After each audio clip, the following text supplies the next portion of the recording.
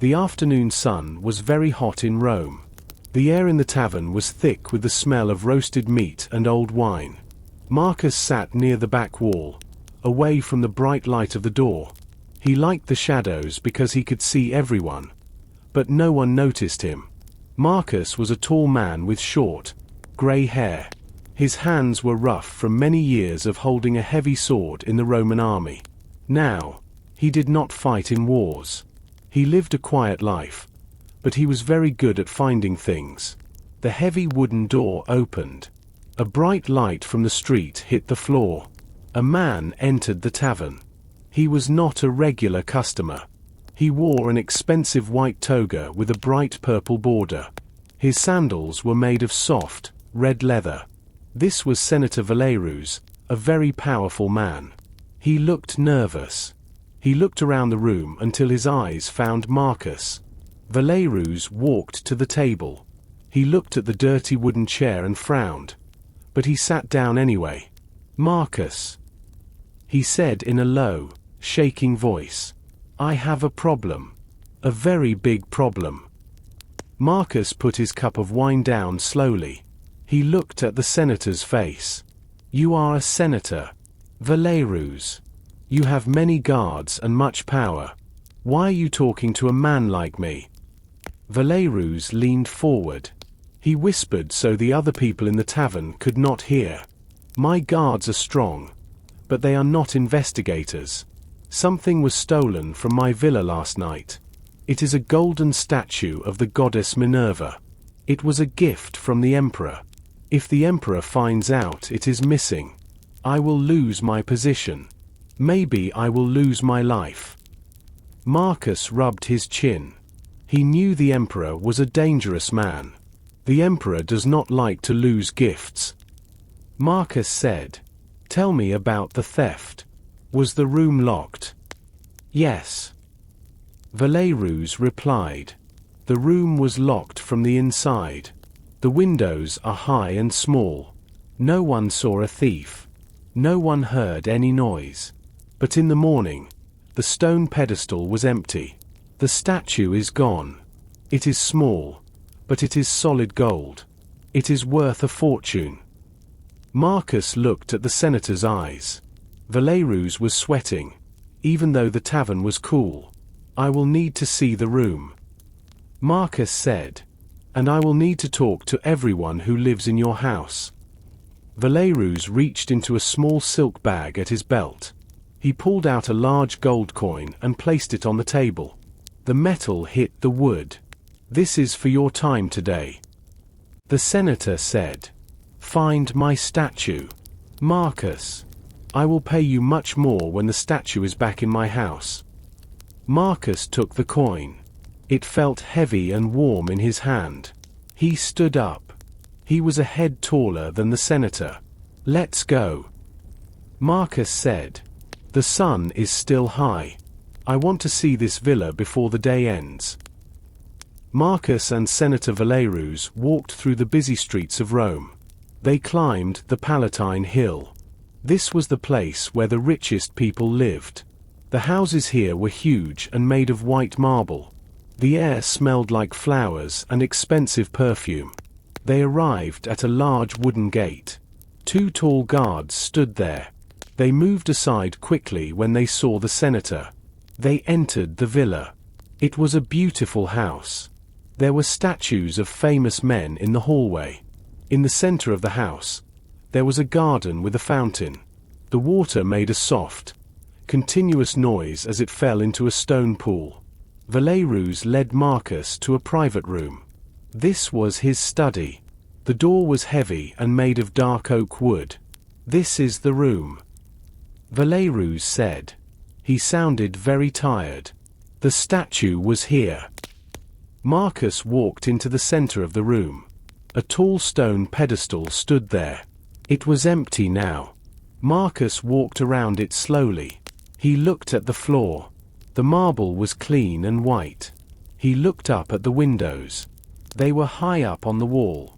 They were very narrow. A grown man cannot fit through those windows, Marcus said. They are too small for a thief to enter. Valerus nodded. I agree. And the door was locked from the inside. My servant had to use a second key to open it this morning. It is a mystery. It is impossible. Marcus did not believe in impossible. He believed in small details. He knelt on the cold floor. He moved his hand slowly across the marble near the base of the pedestal. Suddenly, his fingers stopped. He picked up something very small. It was a thin thread. It was a very bright, deep blue color. The thread was soft and felt like high-quality wool. Marcus held the thread up to the light from the window. Does anyone in this house wear blue clothes of this quality? He asked. Valerus looked at the thread closely. He shook his head. No. Blue dye is very expensive. It comes from a place far across the sea. I prefer white or purple. My servants wear plain brown or grey wool. That blue is for a very rich person or a very special official. Marcus put the thread into a small leather pouch. The thief was careful, but they were not perfect. They left a piece of themselves behind. He looked at the door again. If the door was locked from the inside, the thief had to be very clever. They might still be inside this villa, or they have a secret way to enter. But how? Valerus asked. That is what I will find out. Marcus said. Now, I want to talk to your staff. Who was near this room last night? Valerus looked toward the kitchen. Livia, the head cook, was working late. She is always the last person to go to sleep. She sees everything that happens in the garden. Marcus nodded. Take me to her. I want to hear what she saw. Senator Valerus led Marcus through a long hallway to the back of the villa. The air here was different. It was very warm and smelled like fresh bread, garlic, and roasted herbs. They entered the kitchen. It was a large room with a stone floor and a big fire. A woman was standing by a wooden table. She was tall and had grey hair tied back neatly. She was busy cutting onions with a sharp metal knife. This was Livia, the head cook. Livia. The senator said. This is Marcus. He is helping me find the missing statue. I want you to tell him what you saw last night. Livia stopped her work. She wiped her hands on her long apron. She looked at Marcus with serious eyes. She was an adult who had worked for the senator for many years. She looked tired, but her eyes were bright and intelligent. The golden statue is gone. Marcus said. He spoke in a calm, friendly voice. The senator says you were awake late last night. Is that correct? Yes, sir. Livia answered. I was preparing the dough for the morning bread. The stone oven takes a long time to get hot. I stayed here in the kitchen until the middle of the night. Marcus looked out of the kitchen window. The window was open, and it looked over the private garden. The garden was full of green plants and small trees. Did you see anyone in the garden? Did you hear any strange noises? Livia nodded slowly. I did. It was very dark because the moon was behind the clouds. I looked out the window to get some cool air. I saw a person. It was a man. He was tall, and he wore a heavy, dark cloak. The cloak had a large hood that covered his face. Where exactly was he? Marcus asked. He was walking near the stone fountain. She said. He moved very quietly across the grass. He did not look like a servant. He walked with his head high, like a soldier or a man of great importance. He was walking toward the senator's study. Did you see his face or his hands? Marcus asked. Livia shook her head. No. The hood was too deep. But I saw him leave about an hour later. He did not go to the main gate where the guards stand. He walked toward the back wall of the garden. Then, he simply disappeared near the tall bushes. Marcus thought about the blue thread in his small leather pouch. Did you see the color of his cloak? Was it black? It looked black in the dark, Livia said. But for one moment, he passed near a small oil lamp. I saw a flash of color. It was a very dark, deep blue. It was the color of the sea during a storm.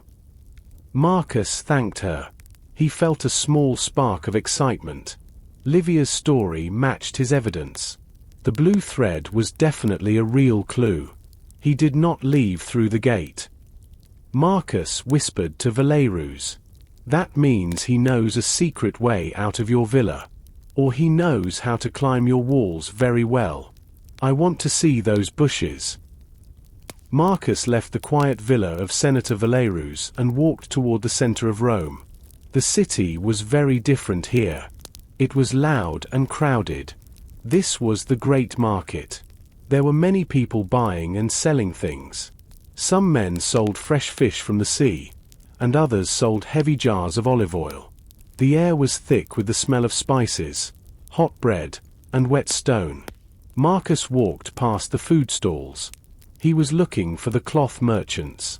He found a long street where the shops were full of beautiful fabrics. There were rolls of white linen from Egypt and yellow silk from the east. Marcus pulled the small blue thread from his pouch. He showed it to an old merchant. Do you have this cloth? Marcus asked. The old man touched the thread.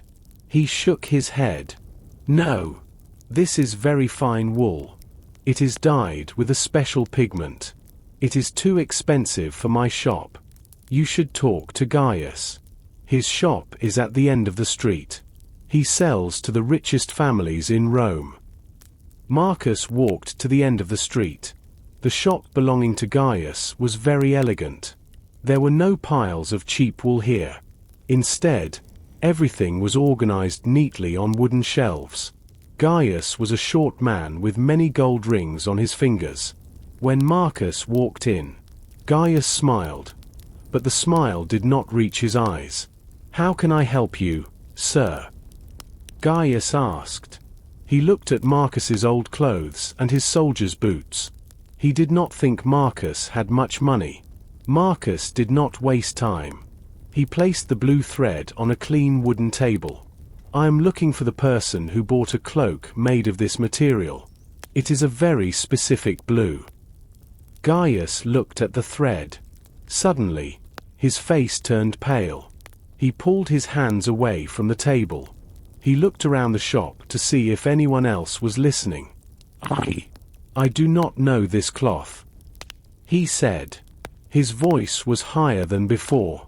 You are lying, Marcus said calmly. He stepped closer to the merchant. Marcus was much bigger than Gaius. This is royal blue dye. Only a few people can buy it. You are the only merchant here who sells it. Tell me the name. Gaius looked very nervous. His hands started to shake. I cannot tell you. It is a secret. The man who bought it is very powerful. If I tell you his name, I will be in great danger. If you do not tell me, Marcus said, the city guards will come here. They will ask you many questions about stolen gold. Is that what you want? Gaius wiped sweat from his forehead. He looked at the door. Fine. He whispered. A man came here 2 weeks ago. He bought a whole roll of that blue wool. He paid with gold coins.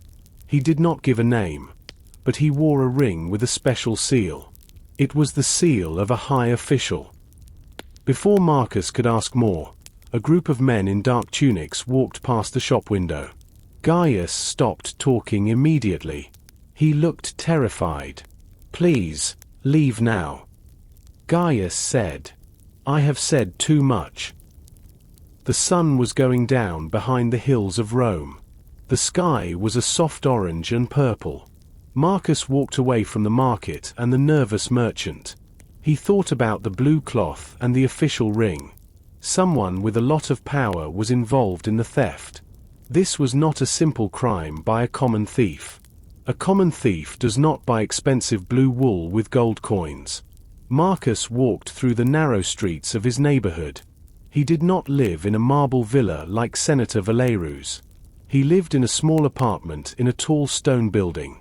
The streets here were crowded with workers, soldiers, and tired women carrying water. Small oil lamps began to glow in the windows. He reached the heavy wooden door of his building. He climbed the dark stone stairs to the third floor. His legs were tired, and he was hungry. He wanted to sit down and eat some bread and cheese. But when he reached his door, he stopped. A small piece of white parchment was pinned to the wood. A small iron nail held it in place. Marcus looked at it for a long moment. He did not touch it yet. He looked behind him. The hallway was dark and quiet. He listened, but he did not hear anyone. He felt a strange coldness in his chest. Someone knew where he lived. Marcus pulled the nail out and took the paper. He went inside his room and lit a small lamp. The light danced on the walls. He opened the note. The handwriting was neat and clear. The note said, "The gold is gone. It will not return. Stop your search now. If you continue, you will not see the next full moon. Rome is a dangerous place for curious men." Marcus sat on his small bed. He read the words again. It was a clear warning. The person who wrote this was watching him. They saw him go to the villa. They saw him go to the market. They are afraid. Marcus whispered to himself. He was not a man who was easily scared.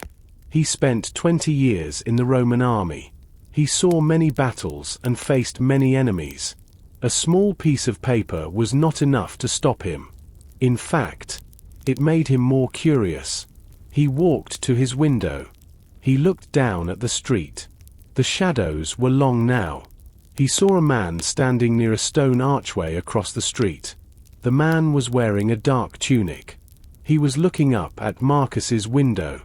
When the man saw Marcus, he turned quickly and walked away into the darkness. Marcus knew he had to be careful. The mystery was growing. The golden statue was just the beginning. There was a secret in the city, and the shadow of that secret was now at his door. He put the note in his pocket.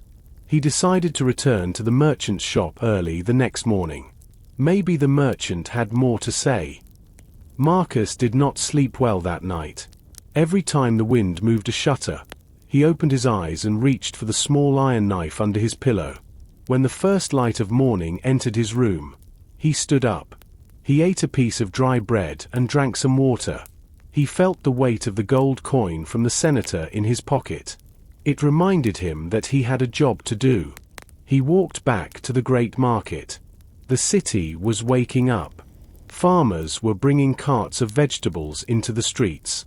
The air was cool and smelled like wet stone and wood smoke. Marcus walked quickly. He wanted to talk to Gaius, the cloth merchant, before the shop became too busy. He wanted to know about the official ring the merchant mentioned. When Marcus arrived at the street of the cloth merchants, he saw something wrong. All the other shops were open, but Gaius's shop was quiet. The heavy wooden door was not locked. It was open just a little bit. It moved slowly in the morning breeze. Marcus pushed the door open. He did not go inside immediately. He looked at the floor and the walls. The shop was a mess. Usually, the rolls of fine cloth were organized perfectly on the shelves. Now, they were on the floor. Beautiful red and white fabrics were dirty and torn. Marcus stepped inside. The air inside the shop smelled like sour wine. He looked down and saw a large clay jar on the floor. It was broken into many sharp pieces. A dark red liquid covered the white marble floor. At first, Marcus thought it was blood, but then he smelled the grapes. It was wine. Gaius. Marcus called out. His voice was steady and low. There was no answer. The shop was very silent. Marcus walked to the back of the room, where Gaius had a small desk. The desk was turned over. Papers and ink were scattered everywhere.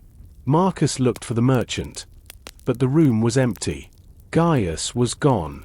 Marcus knelt by the broken wine jar. He saw footprints in the wet wine on the floor. There were marks from heavy boots. These were not the soft sandals of a merchant. These were the boots of soldiers or guards. The marks led from the desk to the back door of the shop. They took him. Marcus whispered. He felt a deep anger. Gaius was a nervous man, but he was not a criminal. He was taken because he talked to Marcus. The warning note on Marcus's door was not a joke. The people behind this theft were ready to hurt anyone who stood in their way. Marcus looked around the desk one more time. Under a piece of torn linen, he found a small wooden tablet. It was used for writing notes with wax. The wax was scratched and messy, but Marcus saw a single word written near the bottom. Valerus. Marcus frowned. Why was the senator's name on the merchant's desk? Was Gaius working for the senator, or was the senator the next target? Marcus realized he needed to return to the Palatine Hill. He needed to watch the senator's guests very closely. Marcus arrived at the villa of Senator Valerus in the early evening. The air was filled with the sound of music from small harps. The villa was very different today. Many oil lamps lit the hallways, making the marble walls glow with a warm, yellow light. There were many people in the main hall. Men wore white togas with purple stripes, and women wore long dresses made of fine silk. Marcus did not wear his old soldier's cloak. Instead, he wore a simple, clean grey tunic. He wanted to look like a guard. He stood near a large stone pillar in the corner of the dining room. From there, he could see everyone. The guests were lying on long, comfortable couches around a low table. Servants moved quickly, carrying large silver plates of grapes, honey cakes, and roasted birds. "Do you see anything?" A voice whispered. Marcus turned. Senator Valerus was standing behind him. The senator looked tired. He had dark circles under his eyes. He held a silver cup of wine, but he was not drinking. "The merchant is gone. Valerus," Marcus said quietly. "Someone took him from his shop this morning. They are trying to hide the truth." Valerus turned pale. He gripped his cup tightly. "This is worse than I thought. If they are taking citizens from the market, no one is safe." "I am looking at your guests," Marcus said. His eyes moved from person to person. "I am looking for the color blue." The merchant said he sold the cloth to a man with an official ring. Marcus watched the guests carefully.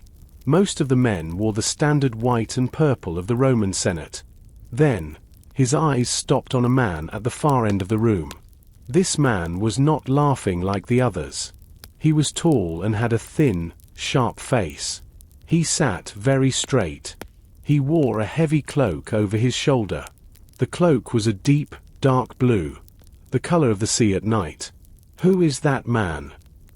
Marcus asked, pointing with his chin. Valerus looked. "That is Cassius. He is a powerful man in the city government. He and I do not agree on many things. He thinks I am too soft. He wants more power for the military." Marcus watched Cassius. The man lifted a cup of wine with his right hand. On his finger, Marcus saw a large gold ring. It had a dark blue stone in the center. The light from the lamps hit the stone, and it shined brightly. "He is wearing the blue," Marcus whispered. "And he has the ring." Just then, Cassius turned his head. His cold eyes met Marcus's eyes across the busy room. Cassius did not smile.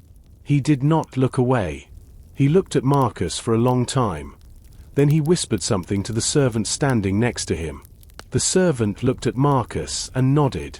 "He knows I am watching him," Marcus said to the senator. "The party is just a mask. The thief is in this room." The party continued around Marcus, but the music and laughter now felt like a distraction. Marcus did not move from his spot near the pillar. He kept his eyes on Cassius. The man in the blue cloak was different from the other senators. While the others ate and drank too much, Cassius only touched his wine cup once. He was like a hawk watching a field of mice. Marcus decided to move closer. He walked slowly along the edge of the room. He took a tray of empty cups from a passing servant to look busy. He walked toward the couch where Cassius sat. As he got closer, the blue of the cloak became even brighter. It was the exact color of the thread Marcus found on the floor of the study. Marcus reached the table near Cassius. He reached for a silver bowl. For a second, he was only an arm's length away from the man. He looked at the ring on Cassius' finger.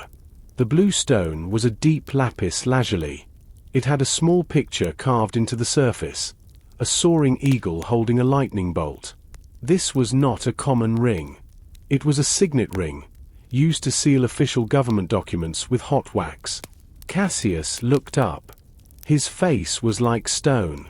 "You are a new face," Cassius said. His voice was low and very calm. Valerus usually has older servants. Where did he find a man with the hands of a soldier? Marcus did not look away. "I am a friend of the house, my lord. I am here to ensure the senator's guests are happy." Cassius smiled, but it was a cold, thin line. Happy. In this city, happiness is a rare thing. Most people are only safe because they do not look for trouble. He stood up slowly. The blue cloak flowed around him like water. "Tell your master that the time for games is ending. Rome needs strong leaders, not men who play with golden toys." Cassius turned and walked towards Senator Valerus. Marcus followed at a distance. The two powerful men met in the center of the room. The music seemed to get quieter as they spoke. "A lovely party, Valerus," Cassius said. "But you look worried. Are you missing something? Perhaps something small and precious?" Valerus looked at Marcus, then back at Cassius. His face was red with anger. "I am fine, Cassius. I only hope you are enjoying the wine. It is very expensive." "I have seen enough," Cassius replied. He did not say goodbye. He walked toward the main exit of the villa. His guards, two men in dark tunics, followed him immediately. Marcus moved to Valerus's side. "He has the ring," Marcus whispered. "And he just admitted he knows the statue is gone. He is mocking you. He is dangerous, Marcus," Valerus said. "He wants my seat in the Senate. He wants to lead the army against our neighbors. He needs gold to pay for that war. I'm going to follow him," Marcus said. "He is leaving early. He is going somewhere important." Marcus waited in the shadows near the entrance of the villa. He watched as Cassius walked through the large stone gates. The night was dark, and the moon was hidden behind thick clouds. Cassius did not call for a carriage or a horse. He walked quickly on foot. His two guards walked close to him. They looked around the street frequently. Marcus pulled his dark cloak tight and followed them. Marcus was an expert at moving quietly. He learned this skill many years ago in the Roman army. He stayed far behind Cassius but kept his eyes on the bright blue cloak. They walked down the steep Palatine Hill and entered the narrow streets of the city center. Here, the buildings were tall and the alleys were very thin. The air smelled of wood smoke and the damp river. They walked toward the Tiber River. The streets here were quiet and empty. Most people were inside their homes. Marcus felt the cold air from the water. He saw the river in the distance. The water was black and moved slowly under the stone bridges. Cassius turned into a very narrow alleyway near the riverbank. Marcus stopped at the corner and waited. He looked around the edge of a stone building. Cassius stopped in front of a small, old house. The house was made of grey stone and had no windows on the ground floor. It looked like an old warehouse for grain or wine. One of the guards hit the heavy wooden door with his fist. A moment later, a small wooden shutter in the door opened. Someone looked out from inside. The door opened with a slow, heavy movement. Cassius and his guards went inside. Marcus did not go to the door. He knew the guards would see him. Instead, he walked around to the side of the house. He found a pile of old wooden crates near the wall. He climbed onto the crates carefully. Now, he was high enough to see through a small, dirty window on the second floor. The room inside was dark, but there was a single oil lamp on a wooden table. Marcus saw Cassius standing near the lamp. He was talking to someone, but Marcus could not see the other person yet. He saw the shadow of a woman on the wall. She was tall and moved with grace. Marcus looked closer. On the table, next to the lamp, he saw a wooden box. It was the right size to hold a small statue. Cassius reached out and touched the box. He looked happy. Marcus wished he could hear their words, but the stone walls were very thick. He stayed very still, watching every movement. He knew this was the place where the secrets were kept. He needed to find a way to get closer without being caught. Marcus pressed his ear against the cold stone of the wall. The small window had no glass, only a thin iron grate. This allowed the sound of voices from inside to drift out into the night air. The voices were low, but in the silence of the riverbank, Marcus could hear them clearly. He held his breath and listened. The statue is safe for now, a woman said. Her voice was smooth and very calm. But Valerus is asking questions. He has hired an investigator, a man named Marcus. Cassius laughed. It was a cold, short laugh. I have seen this Marcus. He is a retired soldier. He is old and lives in a poor building. He is not a threat to us. My men are already watching him. He will not find anything. Do not be too confident, Cassius. The woman replied. Marcus could see her shadow moving on the wall. The plan is almost complete. We cannot have any delays.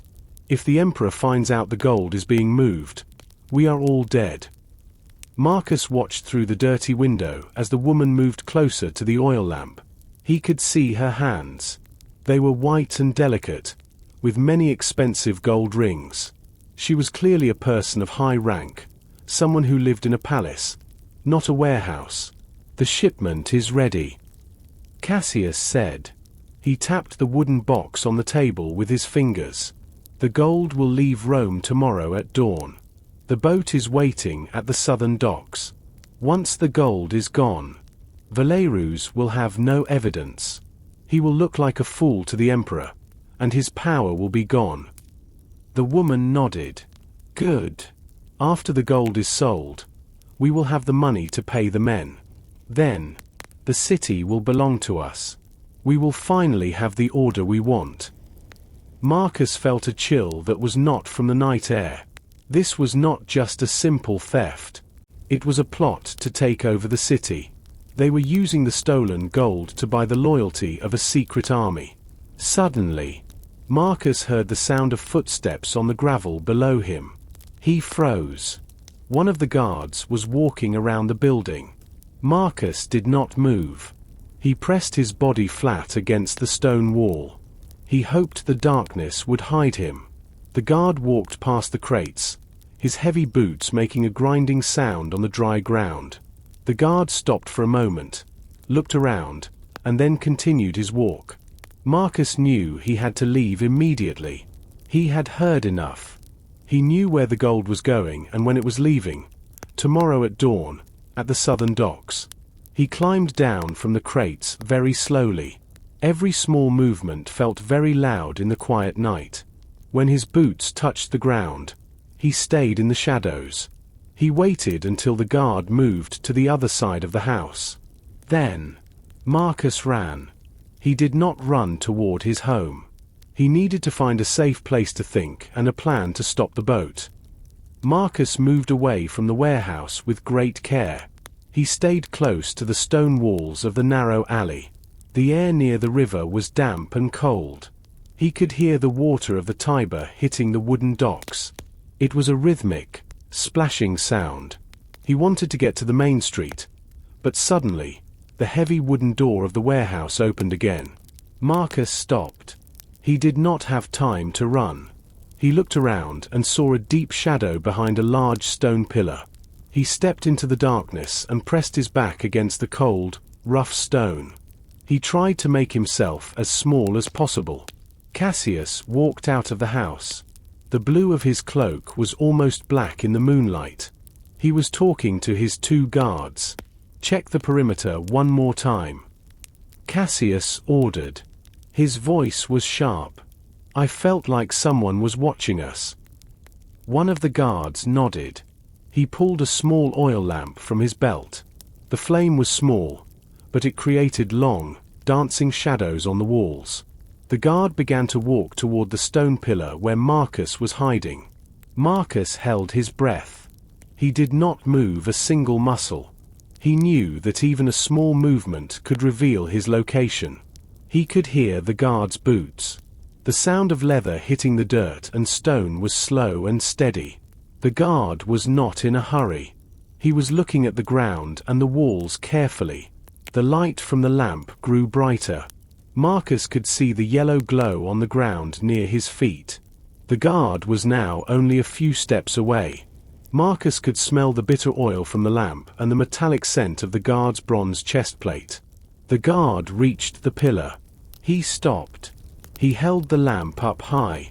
The light passed just inches away from Marcus's face. Marcus closed his eyes and prayed to the gods of the city. He felt the warmth of the flame on his skin for a brief second. "Is there anything there?" The second guard called out from the door. The guard near Marcus paused. He looked at the deep shadow behind the pillar. He stayed silent for a long moment. Then, he turned his head. "No," the guard shouted back. "It is just an empty alley. There are only rats and old crates here." The guard walked back toward the warehouse. Marcus finally took a quiet breath. His heart was beating like a drum against his ribs. He waited until he heard the sound of the heavy door closing and the iron bolt sliding into place. Marcus did not wait any longer. He moved quickly and silently through the labyrinth of streets. He avoided the main roads where the city night watch might be walking. He needed to find his friend Julia at the Great Library. She was an adult with a brilliant mind, and she knew the secrets of Rome's history better than anyone. If there were secret tunnels under the Forum, Julia would know where they were. The Great Library of Rome was a magnificent building. It had tall white columns and a wide stone staircase. Marcus arrived there just as the sun began to rise. The sky was a pale pink, and the air was still cool. Most people were still asleep, but the library was always open for scholars and officials. Marcus walked past the guards at the entrance and entered the main hall.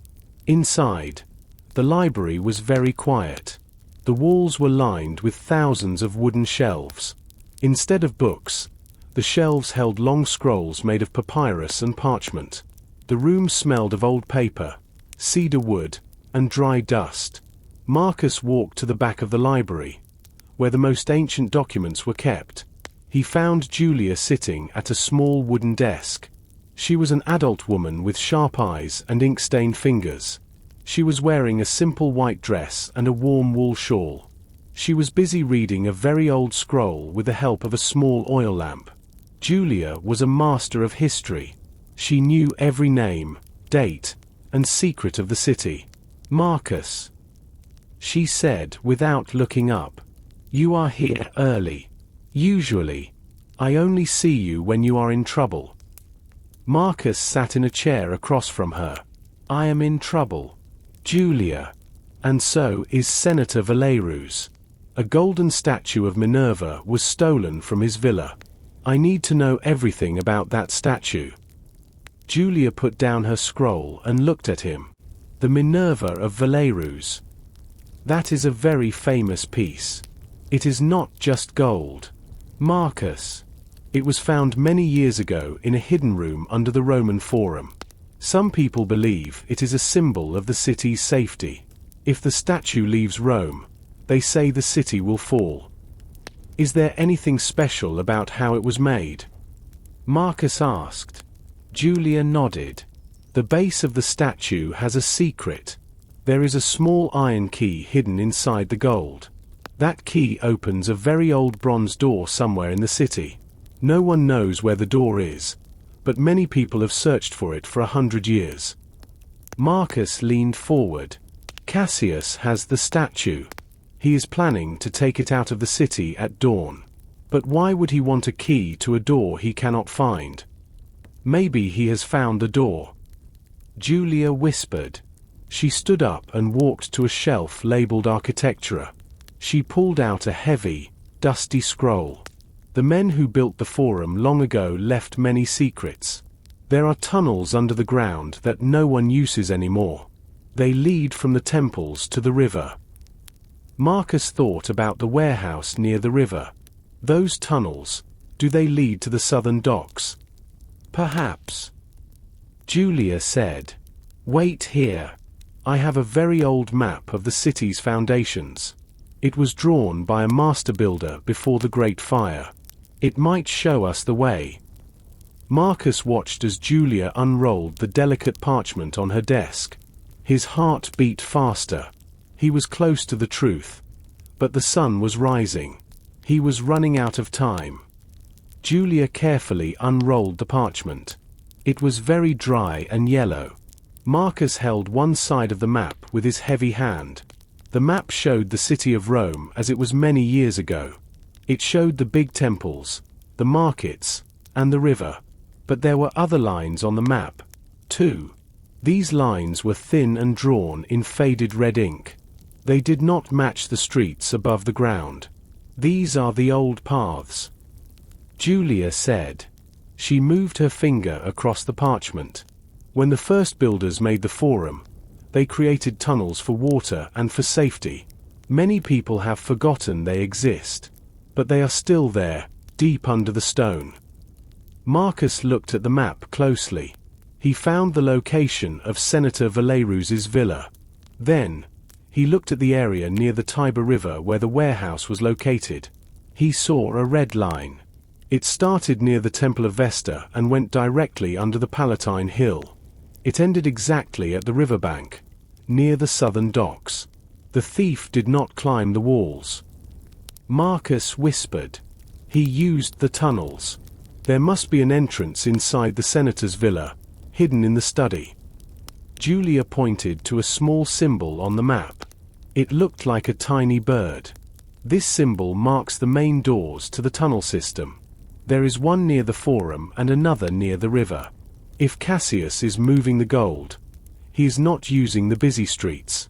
He is moving it through the dark, away from the eyes of the city guards. Marcus noticed something else on the corner of the map. There was a small note written in a different hand. The ink was not red or black. It was a bright, deep blue. The color was very familiar. It was the same color as the thread from the villa and the cloak of Cassius. Location: under the Forum. Path: from the Palatine Hill to the Tiber. Symbol: the bird of the ancient builders. Who else has seen this map? Julia. Marcus asked. His voice was serious. Julia looked worried. She checked the library's record log. A man came here 3 days ago. He said he was an assistant to the governor. He spent many hours looking at this specific scroll. I thought he was just a student of history. Marcus gripped the edge of the table. The conspiracy was larger than he thought. It was not just Cassius and a mysterious woman. The governor was involved too. The blue ink on the map was a signature. They were using the ancient secrets of Rome to steal its future. I have to go into those tunnels. Marcus said. It is the only way to reach the docks before the sun is too high. If the shipment leaves, we will never find the gold." Julia grabbed his arm. "Be careful, Marcus. Those tunnels are old. The air is thin, and there are many traps for people who do not know the way." Marcus touched the blue ink on the old map. It was not like normal black ink made from soot and water. This ink was thick and had a slight shine, even in the dim light of the library.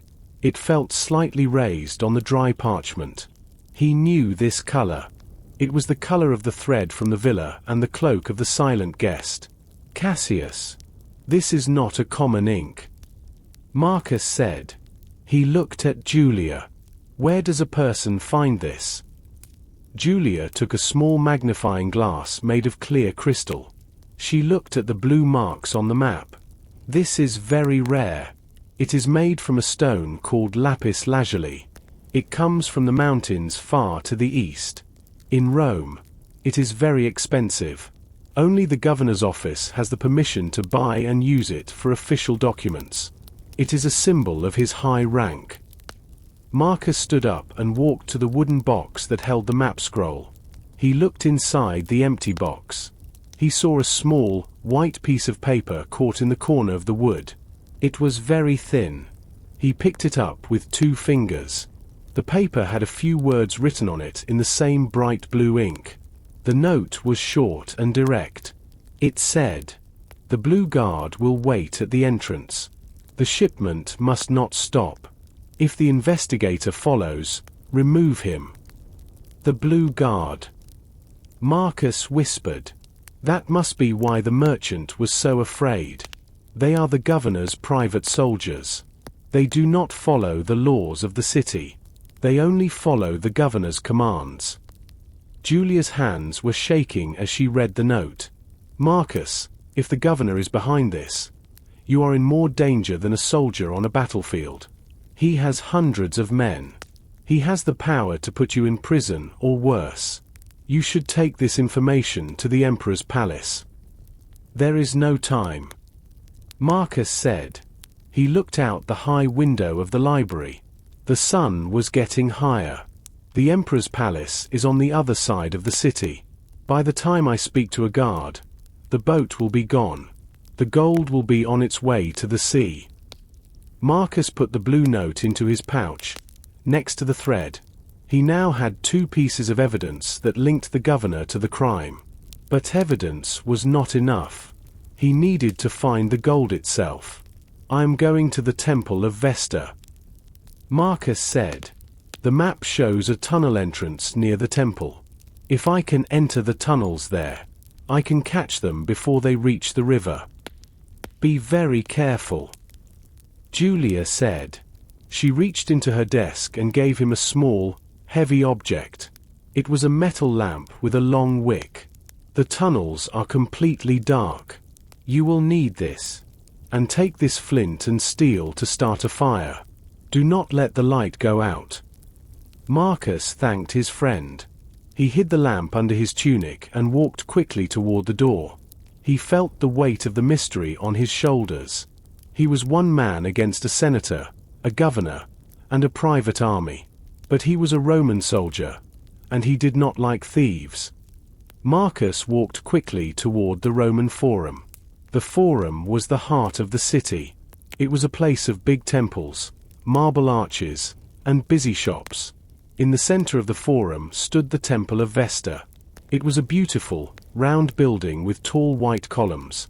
Inside the temple, a fire burned every day and every night.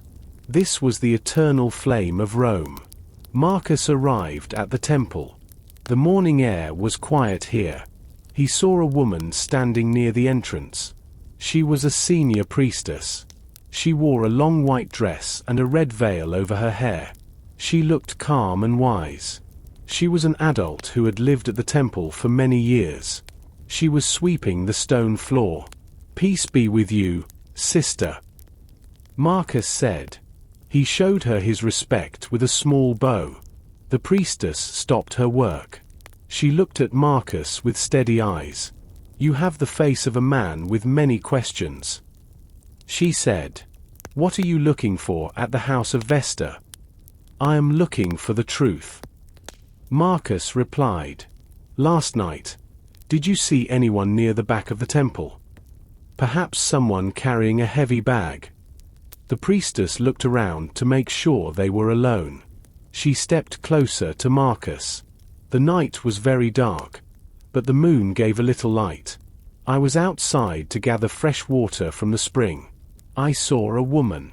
She was tall and moved very quickly.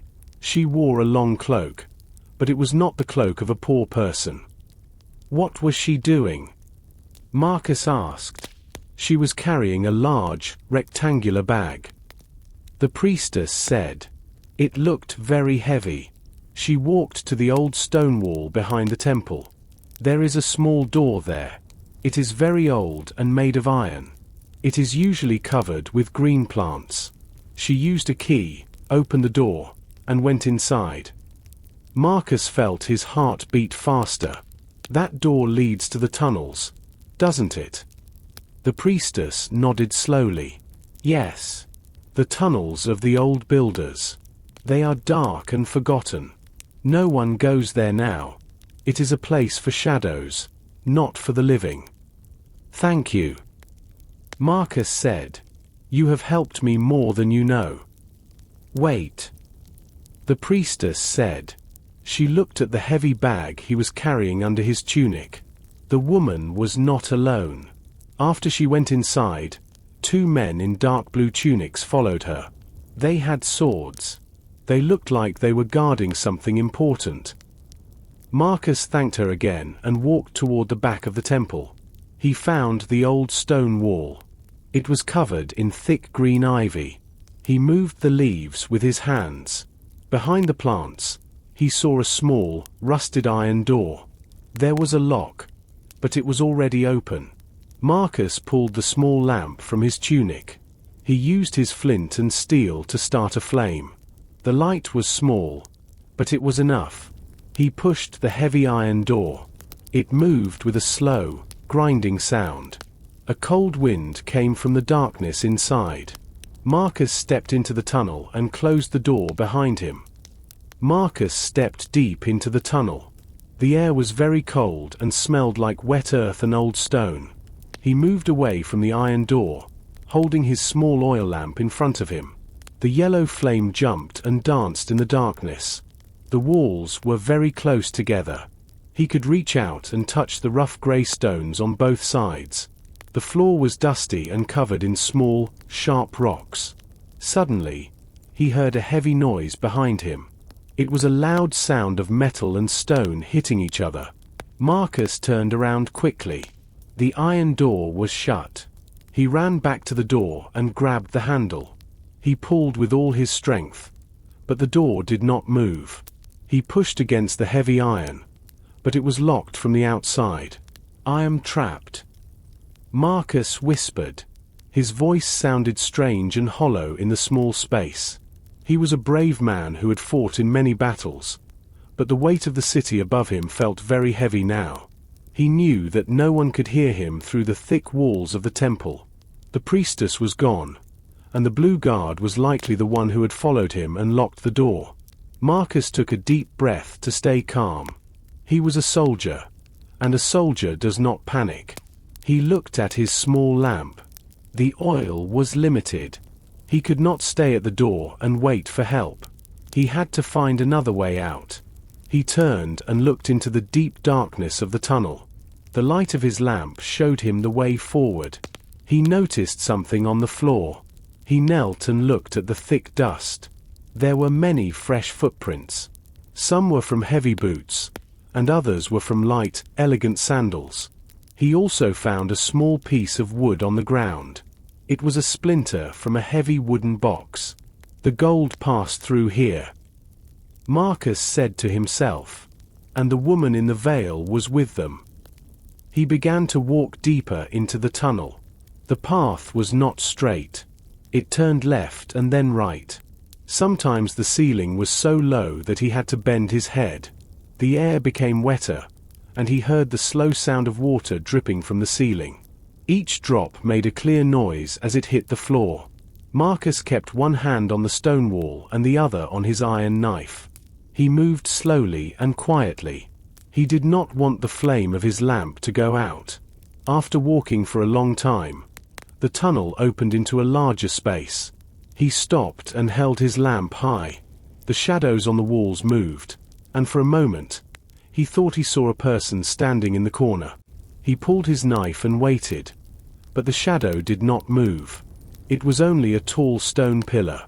He was alone, but he knew the enemy was somewhere ahead of him in the dark. Marcus moved past the stone pillar into the large room. The ceiling was much higher here, and the air was less heavy. He held his lamp toward the center of the space. In the middle of the room, there was a long stone table. It was covered in tools, hammers, small saws, and bags of fine white powder. This was not a storage room. It was a workshop. He walked to the table and touched the white powder. It was plaster. He also found a row of small statues made of cheap clay. They were painted with a thin layer of bright yellow paint. From a distance, they looked like gold. But when Marcus touched one, the paint came off on his fingers. He realized the truth. The thieves were making copies. They were taking the real gold and replacing it with these fake clay statues. If they put the fakes back into the villas, Marcus thought, no one will know the real gold is gone. They can steal everything in Rome without a single person noticing. He looked at the floor. The dust was disturbed by heavy objects being moved. He saw two sets of tracks leading toward a dark opening at the far end of the room. One track was from the wooden boxes he had seen before. The other was from something smaller. Marcus followed the tracks. The path began to go down, deeper into the earth. The walls were wet now, and the sound of water was louder. He was getting closer to the river. Suddenly, he saw a light ahead. It was not the yellow light of an oil lamp. It was a soft, white light. He blew out his own lamp so no one could see him coming. He moved forward in the dark, using his hand to feel the cold wall. The tunnel ended at a small stone ledge. Marcus looked down. Below him was a large natural cave. There were several men in the cave. They were wearing the dark blue tunics of the governor's guard. They were loading the heavy wooden boxes into a small boat. The boat was tied to a wooden post near a narrow stream of water that led to the Tiber. The woman in the veil was there, too. She was standing by the boat, holding a scroll. She looked at her watch and then at the guards. "Hurry," she said. "The sun is almost up. The governor is waiting for his report." Marcus saw something else on a small wooden crate near the boat. It was a gold ring with a bright blue stone. It looked exactly like the ring Cassius was wearing at the party. Marcus realized this was the governor's ring. It was used to mark the boxes as official government cargo so no one would stop them. He had to act now, but he was only one man against 6 guards. He needed a plan. He looked around the ledge and saw a large, loose stone. If he could move it, he could create a distraction. Marcus stayed very still on the stone ledge. Below him, the guards were busy. They did not look up. They were lifting the last wooden box into the boat. The woman in the veil watched them. She looked at a small hourglass in her hand. 5 more minutes, she said. Her voice was cold. The river is high. The boat will move fast. Marcus looked at the wooden crate near the water. The gold ring with the blue stone was still there. It was sitting on top of a stack of papers. Marcus knew that ring was the most important piece of evidence. If he had that ring, he could prove the governor was the leader of the thieves. A ring with the governor's seal was like a signature. He looked at the large, loose stone next to his feet. He pushed it slowly. The stone was heavy, but the ground was wet and slippery. The stone moved an inch, then 2. Marcus gave one final, strong push. The stone fell from the ledge. It hit a pile of old metal jars on the floor of the cave with a loud, ringing sound. What was that? One of the guards shouted. He pulled his sword from his belt. Check the ledge. Another guard yelled. 3 of the guards began to climb the stone stairs toward Marcus's position. This was his chance. While the guards were looking for him on the stairs, the area near the boat was less protected. Marcus did not wait for them to reach him. He did not go back into the tunnel. Instead, he jumped. It was a dangerous jump. But Marcus was a trained soldier. He landed on a pile of soft grain bags near the water. The landing was quiet. The guards on the stairs did not hear him. The woman in the veil was looking at the stairs, her back turned to Marcus. Marcus crawled quickly across the damp floor. He reached the wooden crate. His hand closed around the gold ring. It was cold and heavy. He also grabbed the stack of papers. He put the ring and the papers inside his tunic. Suddenly, the woman turned around. She saw Marcus. Her eyes went wide with surprise. She did not scream. She pulled a small silver whistle from her belt. A sharp, high sound filled the cave. The investigator is here. She cried. Kill him. Marcus looked at the boat. It was already moving away from the dock. The stream of water was carrying it toward the Tiber River. He looked at the guards running toward him. He was trapped between the guards and the deep water. He saw a small wooden door in the corner of the cave, behind some old barrels. It was his only hope. He ran toward it, his hand gripping the ring tightly. He could feel the eyes of the enemy on his back. Marcus pushed the small wooden door with his shoulder. It was old and the wood was soft from the damp air.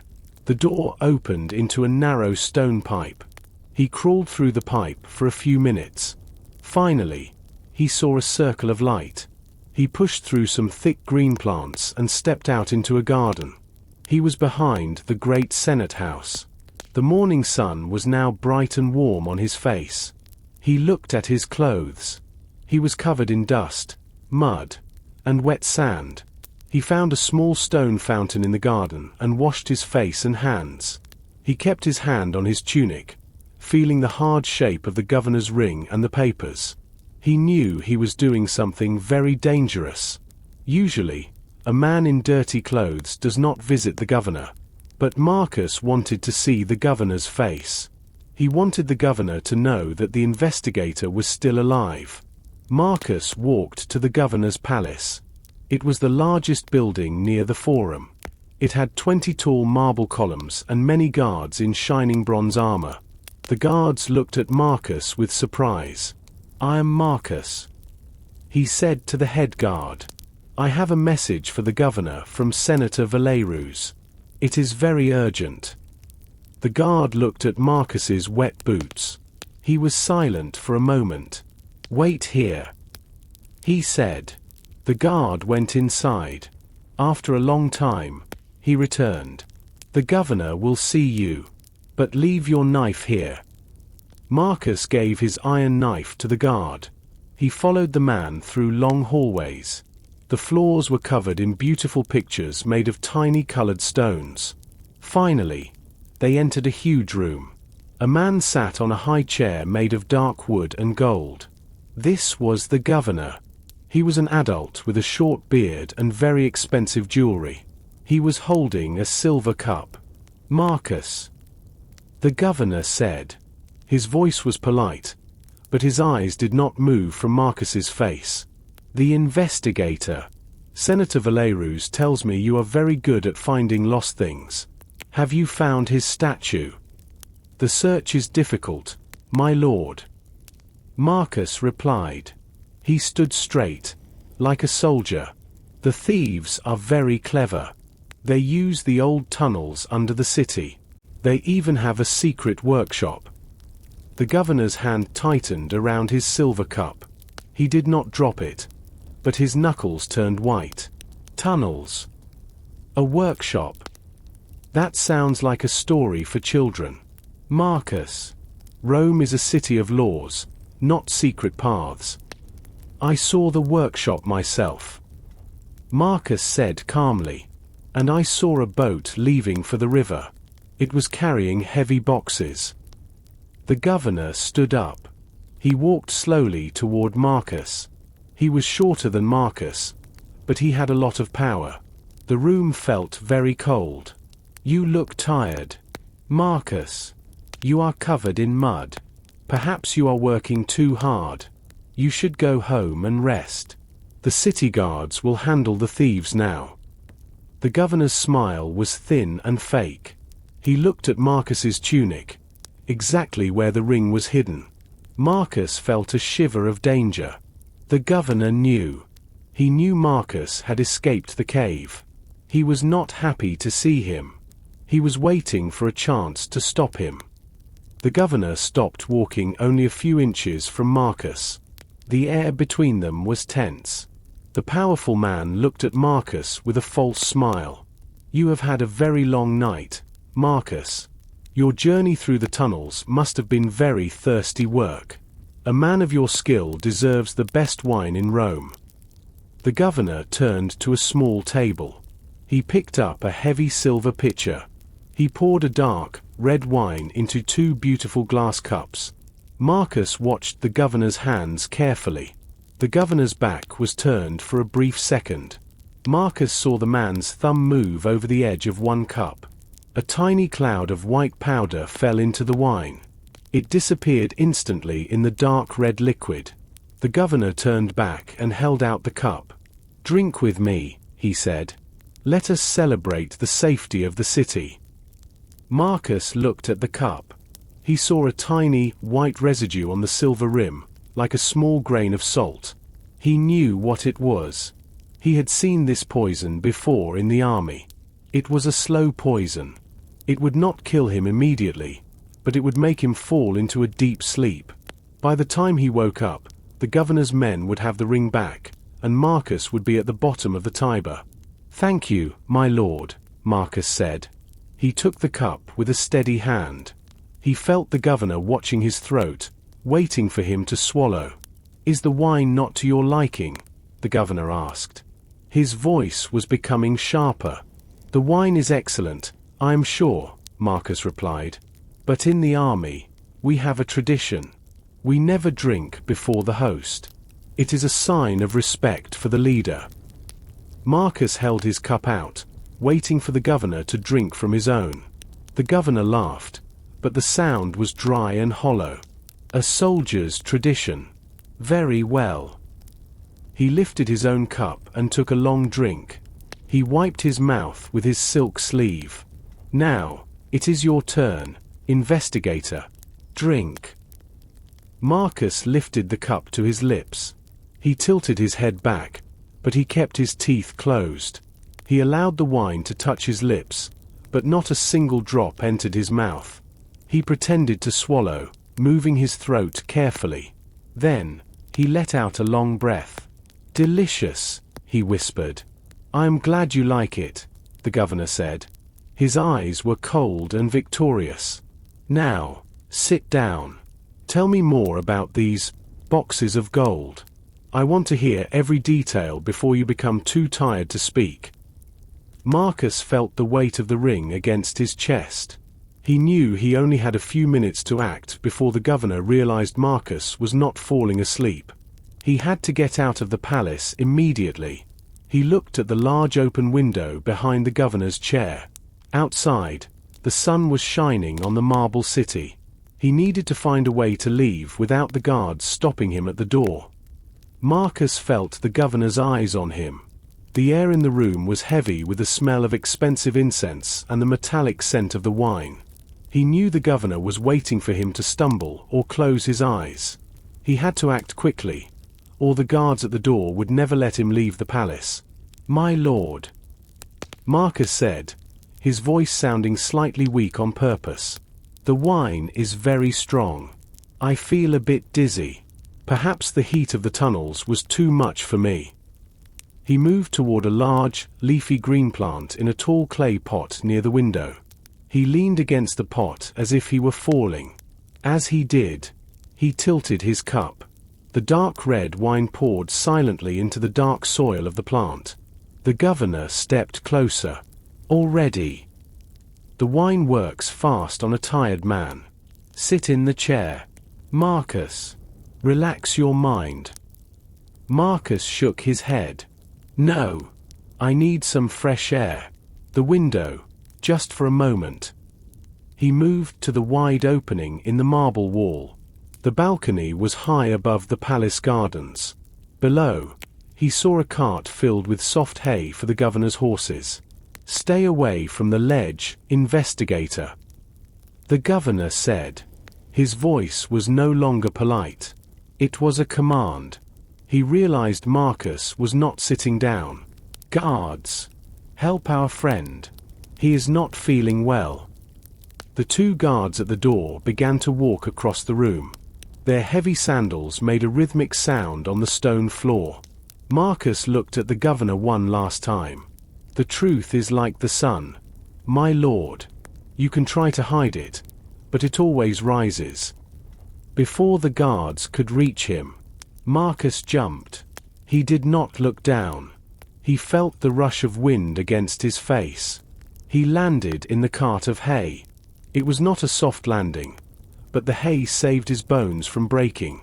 He rolled out of the cart and hit the ground. His legs hurt, but he could still run. He heard shouts from the balcony above. Stop him. Do not let him reach the gate. Marcus did not wait. He ran through the garden, moving behind the tall cypress trees and stone statues. He knew the palace grounds well from his time in the guard many years ago. He found a small wooden gate used by the gardeners. It was locked, but he used a heavy stone to break the latch. He stepped out into a busy street. He was no longer in the quiet palace. He was surrounded by people, carts, and the noise of the city. He pulled his hood over his head to hide his face. He needed to find his friend Lucius. Lucius was a strong man who lived near the old barracks. He was someone Marcus could trust with his life. Marcus ran through the narrow streets of the Subura district. This was the crowded part of Rome where the buildings were tall and the alleys were narrow. His legs felt heavy, and his side hurt from the jump. He did not look back, but he could hear the distant shouts of men. He knew the governor's guards were searching the main roads. He stayed in the middle of the crowds. In Rome, it is easy to hide if you move like a common worker. He pulled his hood low and kept his head down. He finally reached the neighborhood near the old army barracks. This area was filled with the smell of smoke and the sound of hammers hitting metal. Many retired soldiers lived here. He walked to a small, dark shop at the corner of a quiet street.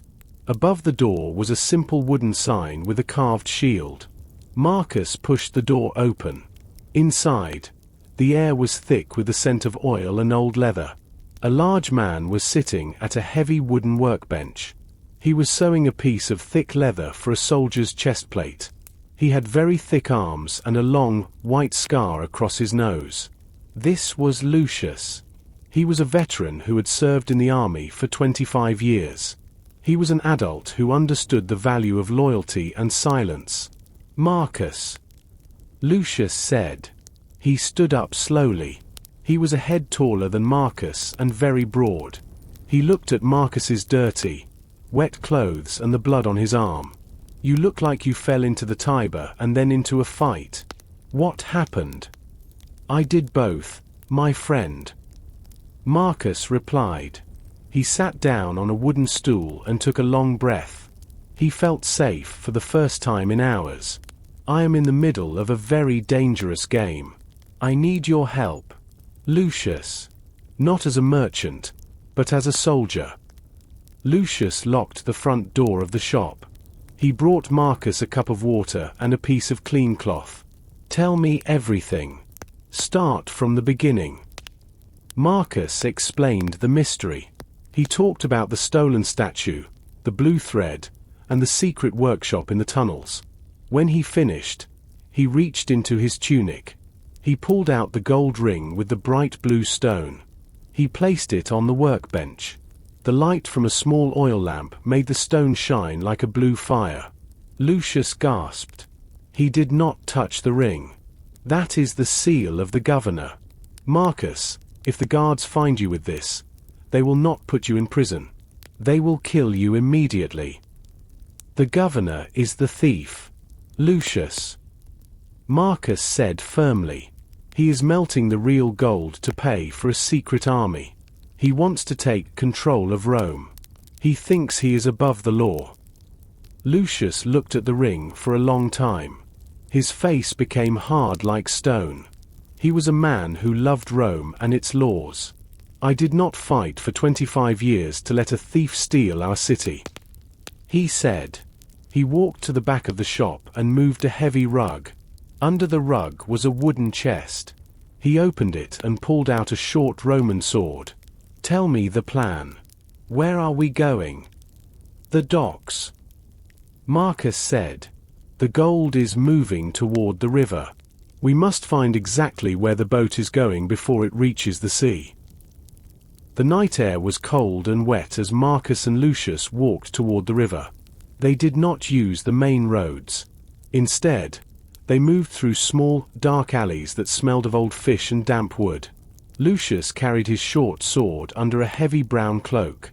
Marcus held his hand near the governor's ring, which was still hidden in his tunic. They reached the southern docks of the Tiber. This part of the city was dangerous at night. There were no marble columns or beautiful statues here. There were only old wooden buildings, tall piles of shipping crates, and the black, moving water of the river. The only light came from a few small torches near the water's edge. Stay low, Marcus whispered. He pulled Lucius behind a large stack of wooden barrels. In the distance, they saw a group of men. These men were not common sailors. They were wearing dark tunics and metal helmets. They moved with the discipline of soldiers. Near the water, a long, flat boat was tied to a thick stone post. The boat was low in the water, which meant it was carrying something very heavy.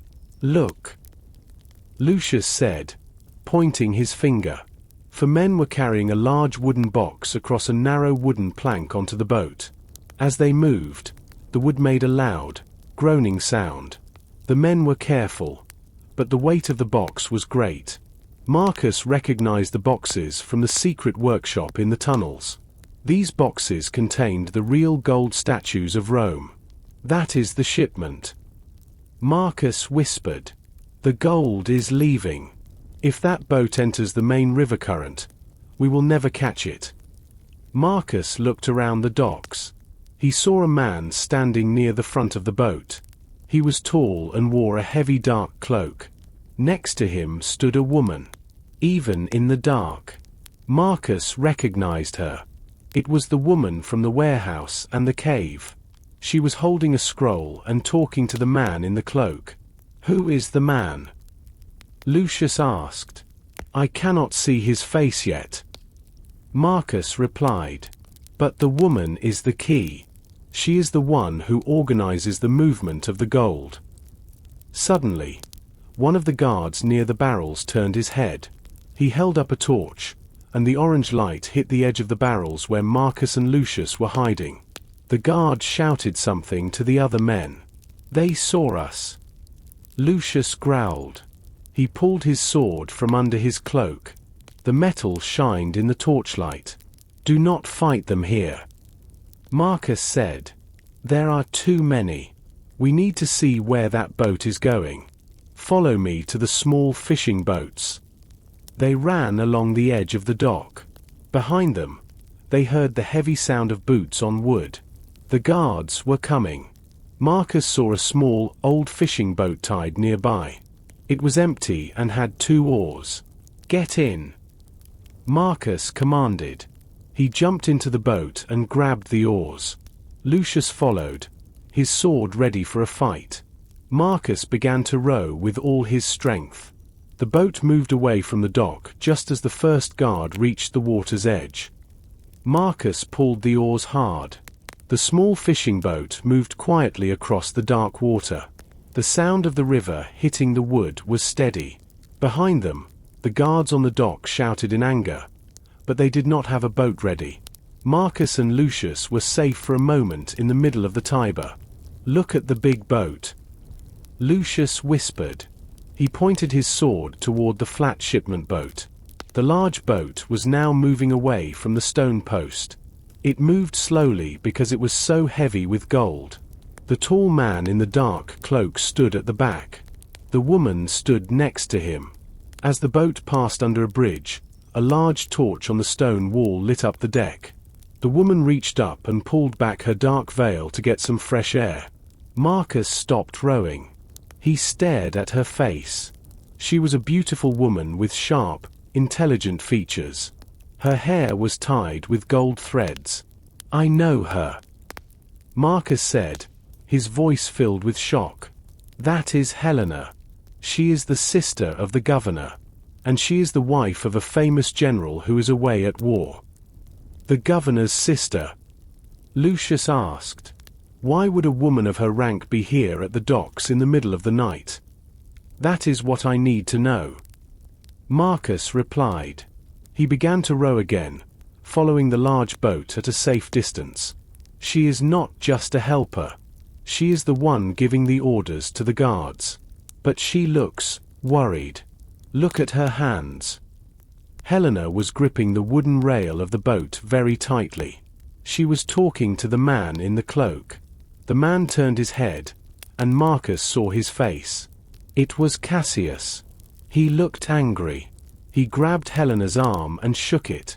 She pulled away and looked toward the shore. "They are not friends," Marcus noted. "There is a conflict between them." The large boat did not head toward the sea. Instead, it moved toward a quiet part of the riverbank where a private garden met the water. This was an area of expensive villas. The boat stopped near a small wooden dock covered in white flowers. "That is the back of her own villa," Marcus said. "They are stopping there. Lucius, we must land the boat further down and walk back through the gardens. I need to speak to her alone. If she is the governor's sister, she knows everything." "It is a trap, Marcus," Lucius warned. "Cassius is a killer. He will not let you talk to her." "I have the governor's ring," Marcus said. He touched the metal through his tunic. "And I have the papers. I have enough to make her talk. If she is being forced to do this, she might be our only ally." They pushed their small boat into the tall grass of the riverbank. Marcus and Lucius stepped out into the mud. They moved silently through the trees toward the garden where the gold was being unloaded. Marcus and Lucius reached the edge of the villa's garden. The grass was soft and wet. Marcus turned to his friend. "Stay here," he whispered. "If you hear any trouble, do not come inside. Go to Senator Valerus and tell him what we found. One of us must survive to tell the truth." Lucius nodded. He gripped the handle of his sword. "I will wait in the shadows. Be fast, Marcus." Marcus moved like a ghost through the garden. The air smelled of expensive roses and jasmine. He saw Helena sitting on a stone bench near a small white fountain. She was alone. Cassius and the guards were busy at the far end of the garden, moving the heavy boxes into a stone cellar. Helena was looking at the moon. Her face looked very sad. Marcus stepped out from behind a tall tree. Helena stood up quickly. She reached for a small knife at her belt, but Marcus held up his hands to show he was not attacking. "I am not here to hurt you, Helena," Marcus said quietly. "I am Marcus. I am the man your brother wants to kill." Helena looked at him with wide, frightened eyes. "You should not be here. My brother has guards everywhere. If they find you, they will kill you immediately." "They have to find me first," Marcus said. He stepped closer. He pulled the gold ring with the blue stone from his tunic.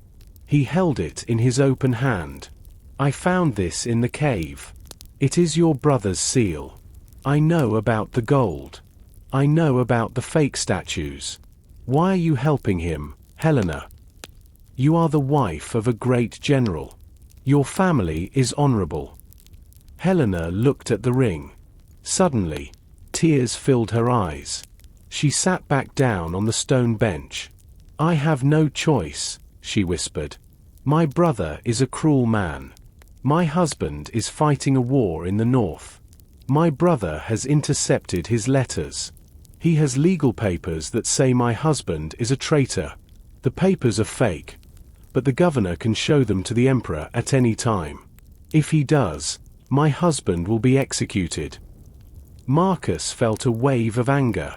The governor was not just a thief. He was a man who used his own family as a weapon. So he is forcing you to organize the shipments. Yes, Helena said.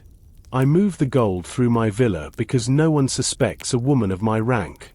He uses the money from the real gold to pay a secret army of mercenaries. He wants to take the throne when the emperor is weak. He will never be strong enough, Marcus said firmly. I have the ring, and I have the papers from the cave. If we take this to the Senate, your husband will be safe and your brother will be in chains. It is not that simple, Helena said. She looked toward the cellar. Cassius does not trust me. He watches me every minute. He has the key to the iron box where the original fake papers are kept. Without those papers, I cannot prove my husband is innocent. Marcus looked at the cellar. Then we must take the key from Cassius, he said. The governor is not just a thief, Helena said. She looked at the fountain.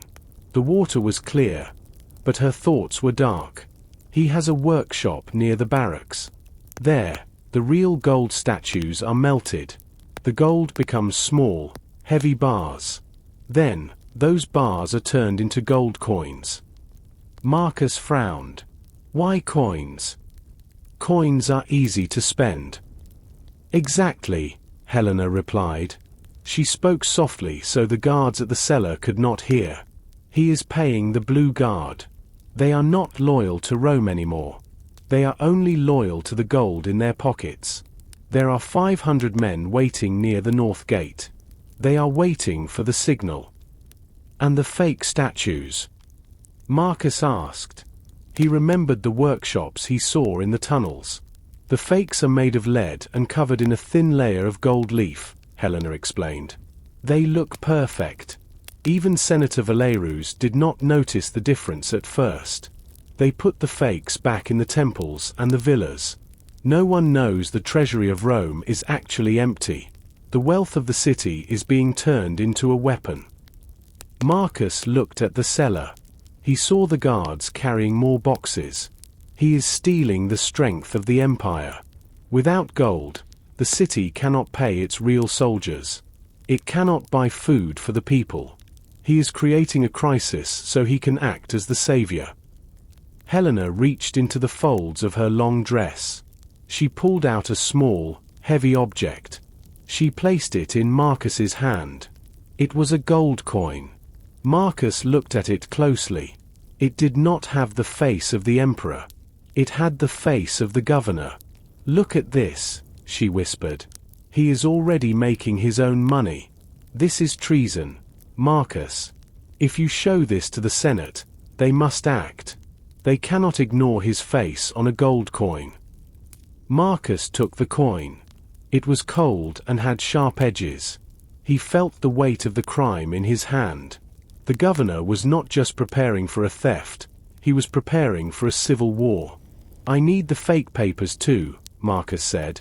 The ones that frame your husband. Without them, the governor will still have power over you and your family. We must take everything from him. Helena nodded. Her eyes were filled with a mix of fear and hope. Cassius keeps them in a small iron box. He usually stays at the barracks near the north wall. He always carries the key on a silver chain around his neck. He never takes it off, even when he sleeps. Suddenly, the sound of heavy footsteps on the stone path reached them. A bright orange light appeared on the garden walls. A torch was moving toward the fountain. He is coming, Helena whispered. Her face turned pale. You must hide. If Cassius sees us together, we are both lost. He will know I have betrayed him. Marcus looked for a place to go. He saw the deep shadows under the garden stairs. He moved quickly, disappearing into the dark just as the torchlight hit the stone bench where Helena sat. Marcus pressed himself against the cold stone under the stairs. He could see Cassius through a small gap in the masonry. The tall man was holding a torch high, its orange flames casting long, flickering shadows that danced across the garden.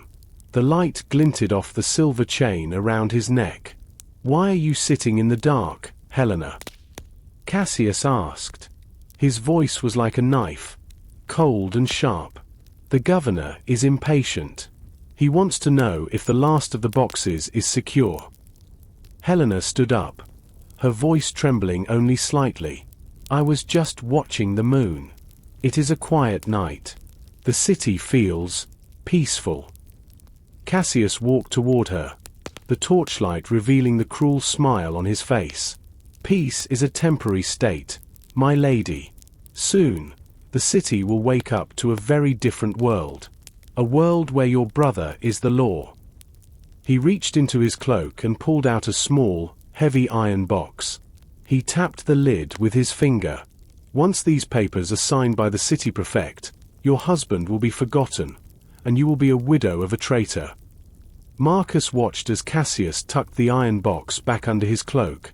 The key was there, hanging on the chain. Marcus knew he couldn't wait any longer. If Cassius left the garden, the papers would be lost, and the governor's trap would close on Helena's family. I will go to the cellar, Helena said, trying to lead Cassius away from the stairs. I will check the inventory myself. No, Cassius replied, grabbing her arm. You will come with me. The governor wants a final meeting before the sun rises. We have much to discuss. As they began to walk toward the villa, Marcus realized he had a choice. He could stay hidden and wait for another chance, or he could strike now. He looked toward the bushes where Lucius was hiding. He saw the faint glint of Lucius's sword. His friend was ready. Marcus stepped out from under the stairs. He didn't run. He walked with the steady, heavy step of a soldier who had nothing left to lose. The meeting will have to wait, Cassius.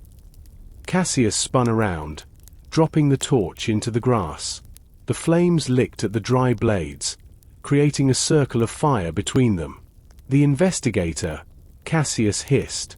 He pulled a long, curved dagger from his belt. I told the governor you were a ghost. It seems I must make you one. You have the papers, Cassius, Marcus said, his hand reaching for the iron knife he had taken back from Lucius. And I have the truth. Only one of us is leaving this garden tonight. The guards at the cellar heard the shout and began to run toward the fountain. Lucius stepped out from the trees, his shield raised and his sword ready to meet them. The garden, once a place of peace and roses, was now a battlefield. The garden was no longer silent. The ring of steel on steel echoed off the marble walls of the villa. Cassius moved with a surprising grace for a man of his age. He was fast, his curved dagger darting like a snake in the flickering light of the grass fire. Marcus stayed low, his old soldier's instincts taking over. He didn't have a long sword, only his iron knife, so he had to stay close. You are a relic, Marcus. Cassius spat, lunging forward, a broken tool of a dying republic. Marcus parried the blow, the vibration traveling up his arm. The republic isn't dead as long as there are men to defend it from vultures like you. A few yards away, Lucius was a whirlwind of bronze and iron. He used his heavy shield to batter the first guard back into the fountain. The splash was loud, followed by the grunt of a man losing his breath. Lucius didn't wait. He stepped into the path of the second guard, his gladius moving in short, lethal arcs. He was holding the line, but more torches were appearing from the direction of the main house. Marcus saw his opening. as Cassius overextended a thrust. Marcus didn't step back. He stepped in. He caught Cassius' wrist with his left hand and used his shoulder to slam into the taller man's chest.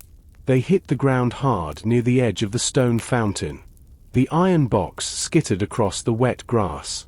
Cassius clawed at Marcus's face, his eyes wide with desperate rage. Marcus ignored the scratches. He reached for the silver chain around Cassius' neck. With a powerful jerk, the link snapped. The small iron key was now in his hand. "Helena!" "The box!"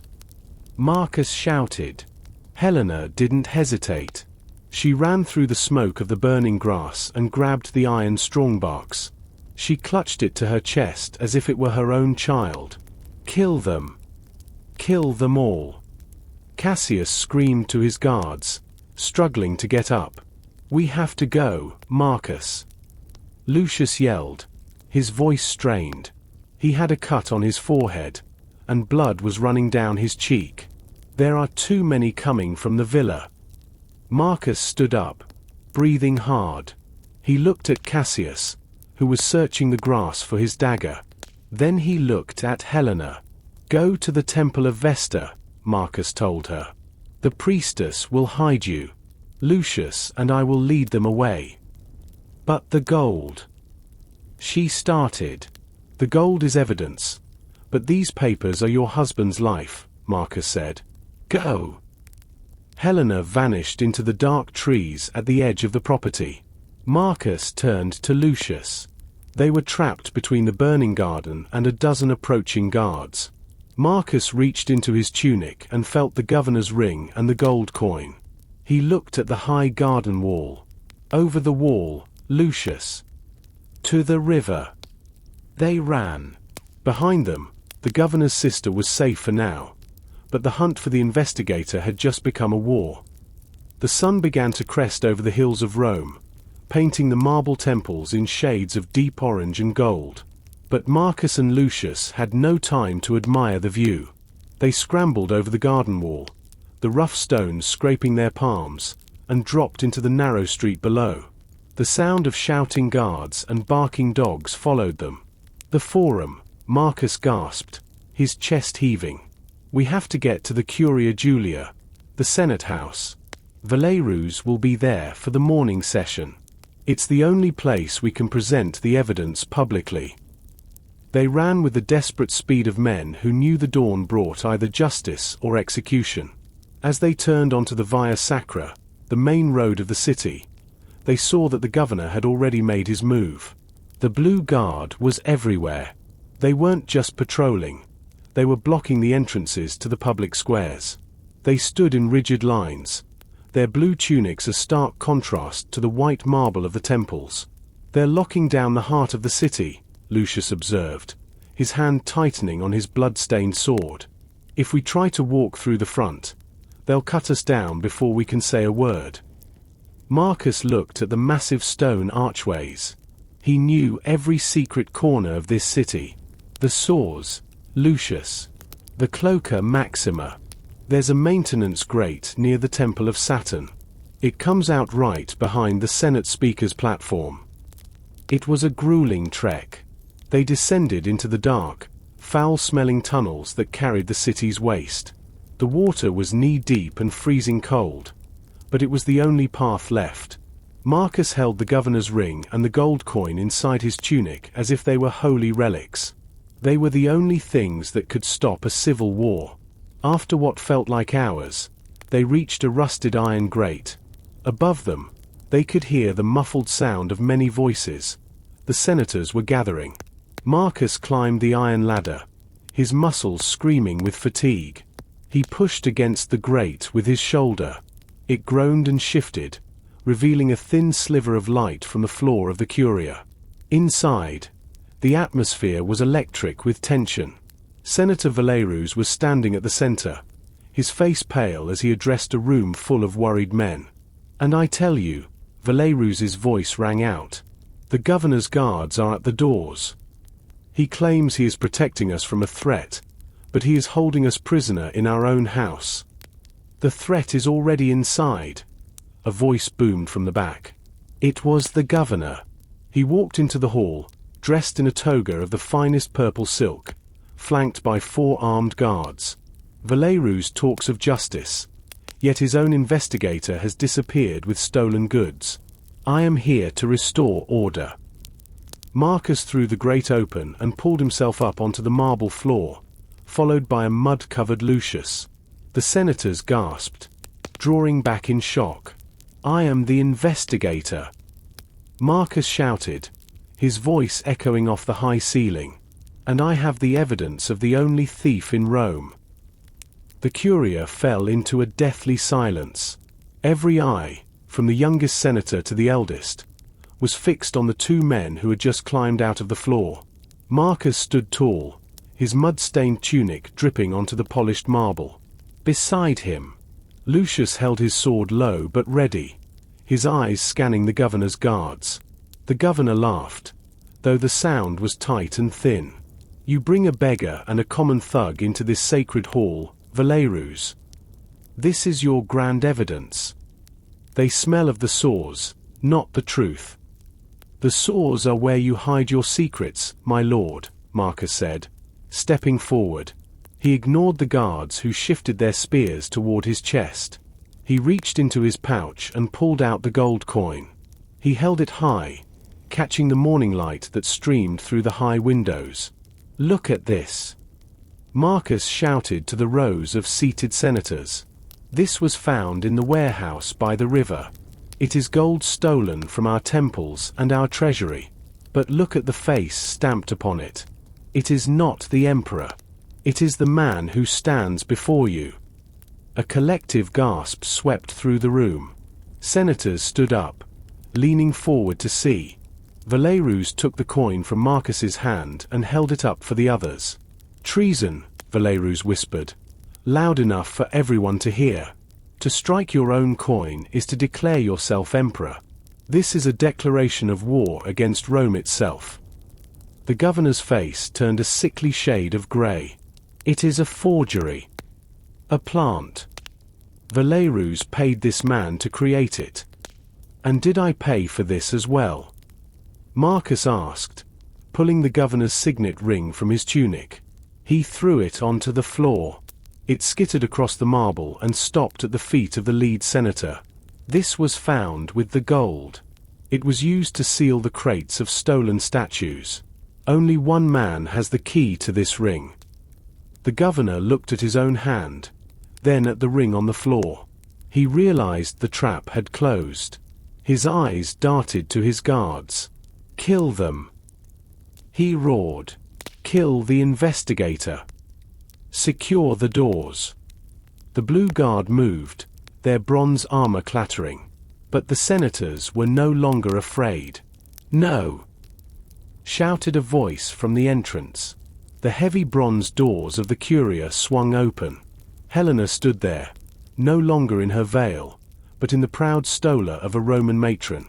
She held the iron box Marcus had secured in the garden.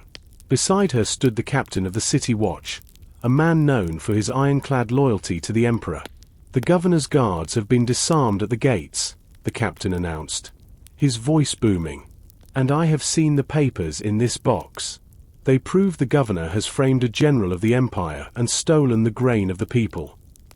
The governor's guards lowered their weapons. They were soldiers, and they knew when a battle was lost. They stepped away from their master. The governor collapsed into his chair, the purple silk of his toga looking dull and heavy. He was no longer a ruler. He was a prisoner. Valerus walked over to Marcus and placed a hand on his shoulder. You have saved more than a statue, Marcus. You have saved the city from its own shadow. Marcus looked out at the sunlight hitting the forum. He was tired, his body ached, and he still smelled of the sores. But for the first time in many years, he felt like a soldier who had truly won. The days following the trial in the Curia were strangely quiet. For Marcus, the transition from the damp, terrifying tunnels of the underworld back to the sunlight of the Roman streets was jarring. He returned to his small, sparse room in the Subura. The wooden floor still creaked under his weight, and the smell of the nearby bakery still drifted through his window. But everything felt different. He was no longer just a retired soldier looking for a quiet life. He was the man who had looked a governor in the eye and watched him fall. Senator Valerus had sent a bag of gold to Marcus's door, a reward far greater than they had originally agreed upon. Marcus looked at the shining coins and felt a strange lack of satisfaction. He spent the morning cleaning his armor, the familiar rhythmic scrape of the aureole stone against the bronze plates providing a comfort that the gold could not. He thought of Gaius the merchant, whose shop was still closed, and Helena, who was finally safe from her brother's reach. By midday, a knock came at his door. It was not the heavy, rhythmic thud of a guard, but a soft, hesitant tap. Marcus opened the door to find Senator Valerus himself. The senator looked older, the stress of the past week having etched new lines into his forehead. He was not dressed in his formal toga, but in a simple travel tunic. "You look like a man ready to disappear, Marcus," Valerus said, stepping into the small room. He looked around at the humble surroundings with a mix of respect and sadness. "I am a man who has finished a job, Senator," Marcus replied, offering the older man the only sturdy chair he owned. "The governor is in a cell, the gold is being returned to the temples, and the city is at peace. Why are you here?" Valerus sat down and sighed. "The city is at peace on the surface, yes. But the governor's confession was incomplete. Before he was moved to the high prison, he whispered something to me. He didn't speak of the gold or the statues. He spoke of the north. He said, 'The lion is coming, and he does not care for the laws of men.'" Marcus frowned, his hand instinctively moving toward the hilt of the knife on his table. "The lion. Is that a person? Or a legion?" "We believe he was referring to General Drusus, Helena's husband," Valerus said, his voice dropping to a whisper. "The letters framing him for treason were fakes, but the rumors of his ambition are not. Word has reached the Senate that Drusus has stopped sending reports to Rome. He has seized the silver mines in Gaul and is moving his legion toward the Rubicon." Marcus felt a cold chill. If a general was marching on Rome, the stolen statue was just the beginning of a much larger disaster. The governor wasn't just stealing gold for himself. He might have been clearing the way for a military coup.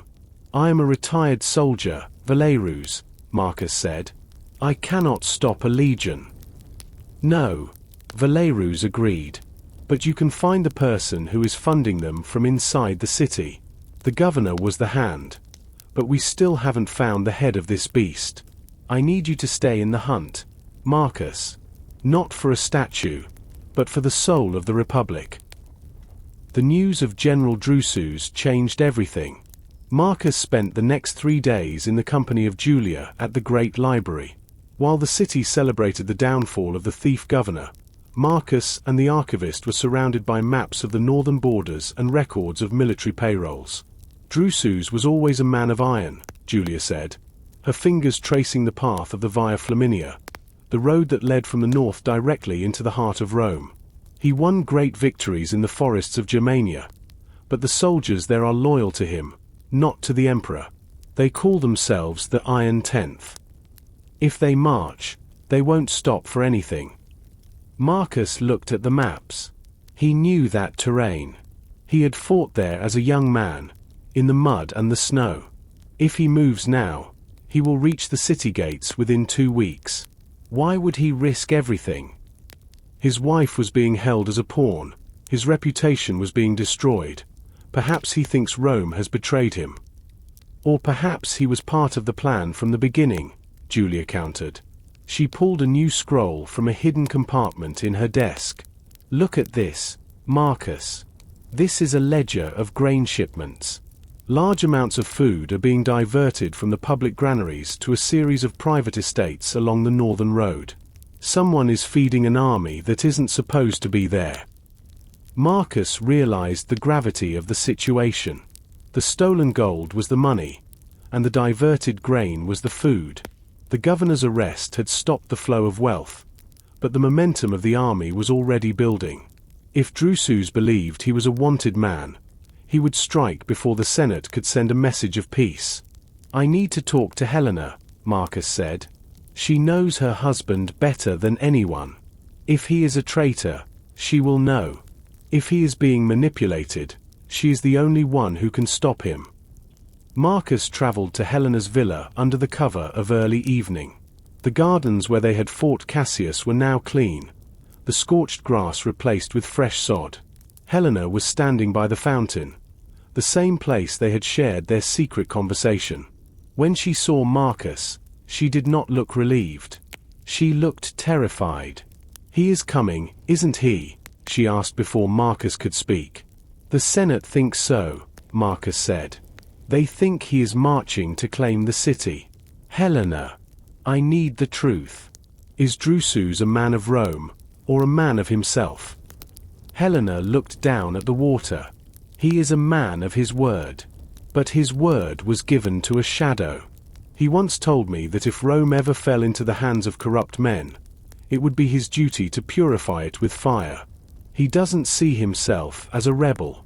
He sees himself as a savior." "The most dangerous kind of enemy," Marcus whispered. Suddenly, a loud horn sounded from the direction of the city gates. It was not the standard call of the night watch. It was a deep, guttural blast that signaled the arrival of a high-ranking military official. Marcus and Helena looked toward the horizon. A cloud of dust was rising from the Via Flaminia. A small unit of cavalry was approaching at full gallop, carrying the black and silver banners of the Iron Tenth. The arrival of the cavalry unit threw the city into a panic. They did not attack. Instead, they rode directly to the Forum and planted their banners in the stone. The lead rider, a man covered in the grey dust of a long journey, delivered a single message. "General Drusus comes to demand justice. The gates must be opened, or the walls will be leveled." Marcus met Lucius at the old barracks. The air was thick with the sound of men sharpening blades and the frantic chatter of citizens packing their belongings. Rome was a city that hadn't seen a siege in many years, and the fear was a physical weight in the air. "The city watch is folding, Marcus," Lucius said, handing him a freshly oiled sword. "Half of them served under Drusus 10 years ago. They won't fight their old commander. The Senate is arguing about whether to flee to the south or surrender the keys to the city." "We aren't surrendering anything yet," Marcus said. "I went back to the warehouse near the river today. Lucius, the one where we saw the gold being loaded. I found something the guards missed." Marcus led Lucius back to the riverbank. The warehouse was now guarded by a few tired soldiers of the city watch, but Marcus used his status as Valerus's investigator to get inside. He walked to the very back of the building, to a section of the floor that looked like solid stone. He pulled a heavy iron crowbar from a corner and wedged it into a tiny crack. With a groan of shifting rock, a hidden trapdoor opened. It led to a small, dry vault. Inside were not boxes of gold, but dozens of heavy iron tubes. Marcus opened one. Inside was a scroll of parchment, sealed with the emperor's personal signet, the one used only for the highest secrets of the state.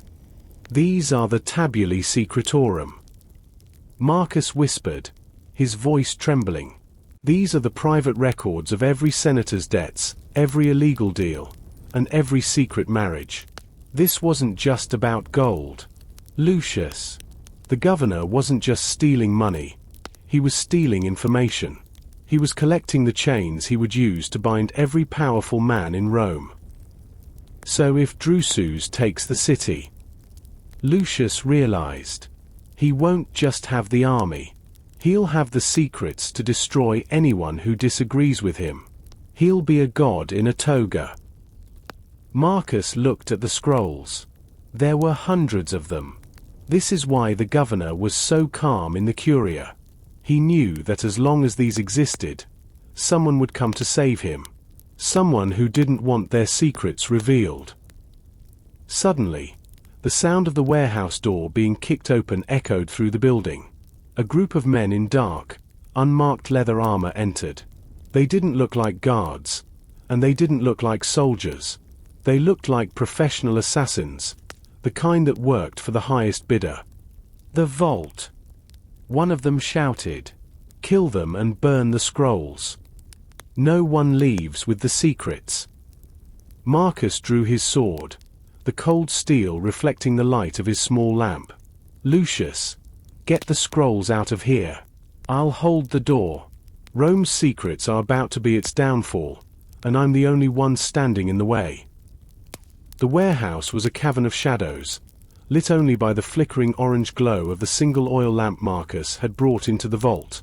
When the door burst open, the sound echoed like a thunderclap against the stone walls. The men who entered did not move like common street thugs or even the disciplined Blue Guard. They moved with a predatory silence, their dark leather armor absorbing the light, and their eyes fixed with singular focus on the iron tubes containing Rome's darkest secrets. "Go, Lucius! Now!" Marcus roared, his voice cracking with the strain of adrenaline. Lucius hesitated for only a heartbeat. He was a man of the legions, and the instinct to stand and fight beside his brother-in-arms was a powerful force. But he saw the look in Marcus's eyes, the look of a man who knew that a sword could kill 10 men, but a secret could kill an empire. Lucius grabbed a heavy leather sack, shoved as many of the iron tubes into it as he could, and scrambled up the wooden ladder leading to a small ventilation shaft near the ceiling. Marcus stepped out of the vault and kicked the heavy iron door shut. He stood in the narrow corridor leading back to the main warehouse floor, his sword held in a low, defensive guard. He was one man in a hallway, the oldest trick in the book to nullify superior numbers. "Who sent you?" Marcus asked, his breath coming in slow, controlled cycles. "Was it the governor from his cell? Or did your master finally decide to show his face?" The lead assassin, a man with a jagged scar across his throat, did not answer. He merely raised a hand, and 2 of his companions stepped forward, their long, thin daggers glinting. They attacked simultaneously. One went high, a flashing strike aimed at Marcus's throat, while the other went low, seeking the vulnerable gap beneath his bronze belt. Marcus parried the high strike with his blade and used his heavy leather boot to stomp on the hand of the second attacker. The sound of snapping bone was followed by a sharp cry of pain. Marcus did not hesitate. He spun his blade, using the pommel to strike the first man in the temple, sent him staggering into the stone wall. But there were more. At least 6 others were fanning out into the main warehouse, realizing they couldn't all squeeze through the corridor. They began to climb the crates, hoping to drop onto Marcus from above. "Burn it!" the lead assassin commanded. "If we cannot have the scrolls, no one can." One of the men grabbed a large oil lamp from a wall bracket and hurled it at a stack of dry grain sacks near the vault entrance. The glass shattered, and a wall of fire erupted, the flames licking hungrily at the wooden supports of the building.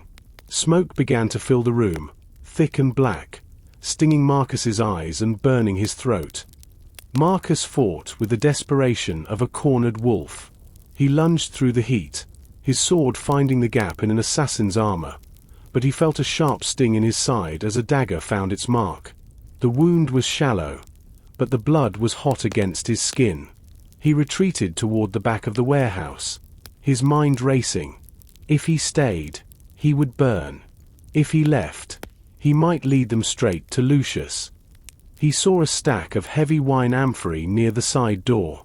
With a final, explosive burst of strength, he pushed the wooden frame holding them. The massive clay jars crashed to the floor, spilling gallons of thick, sour wine into the flames. The sudden burst of steam and smoke created a temporary curtain of white.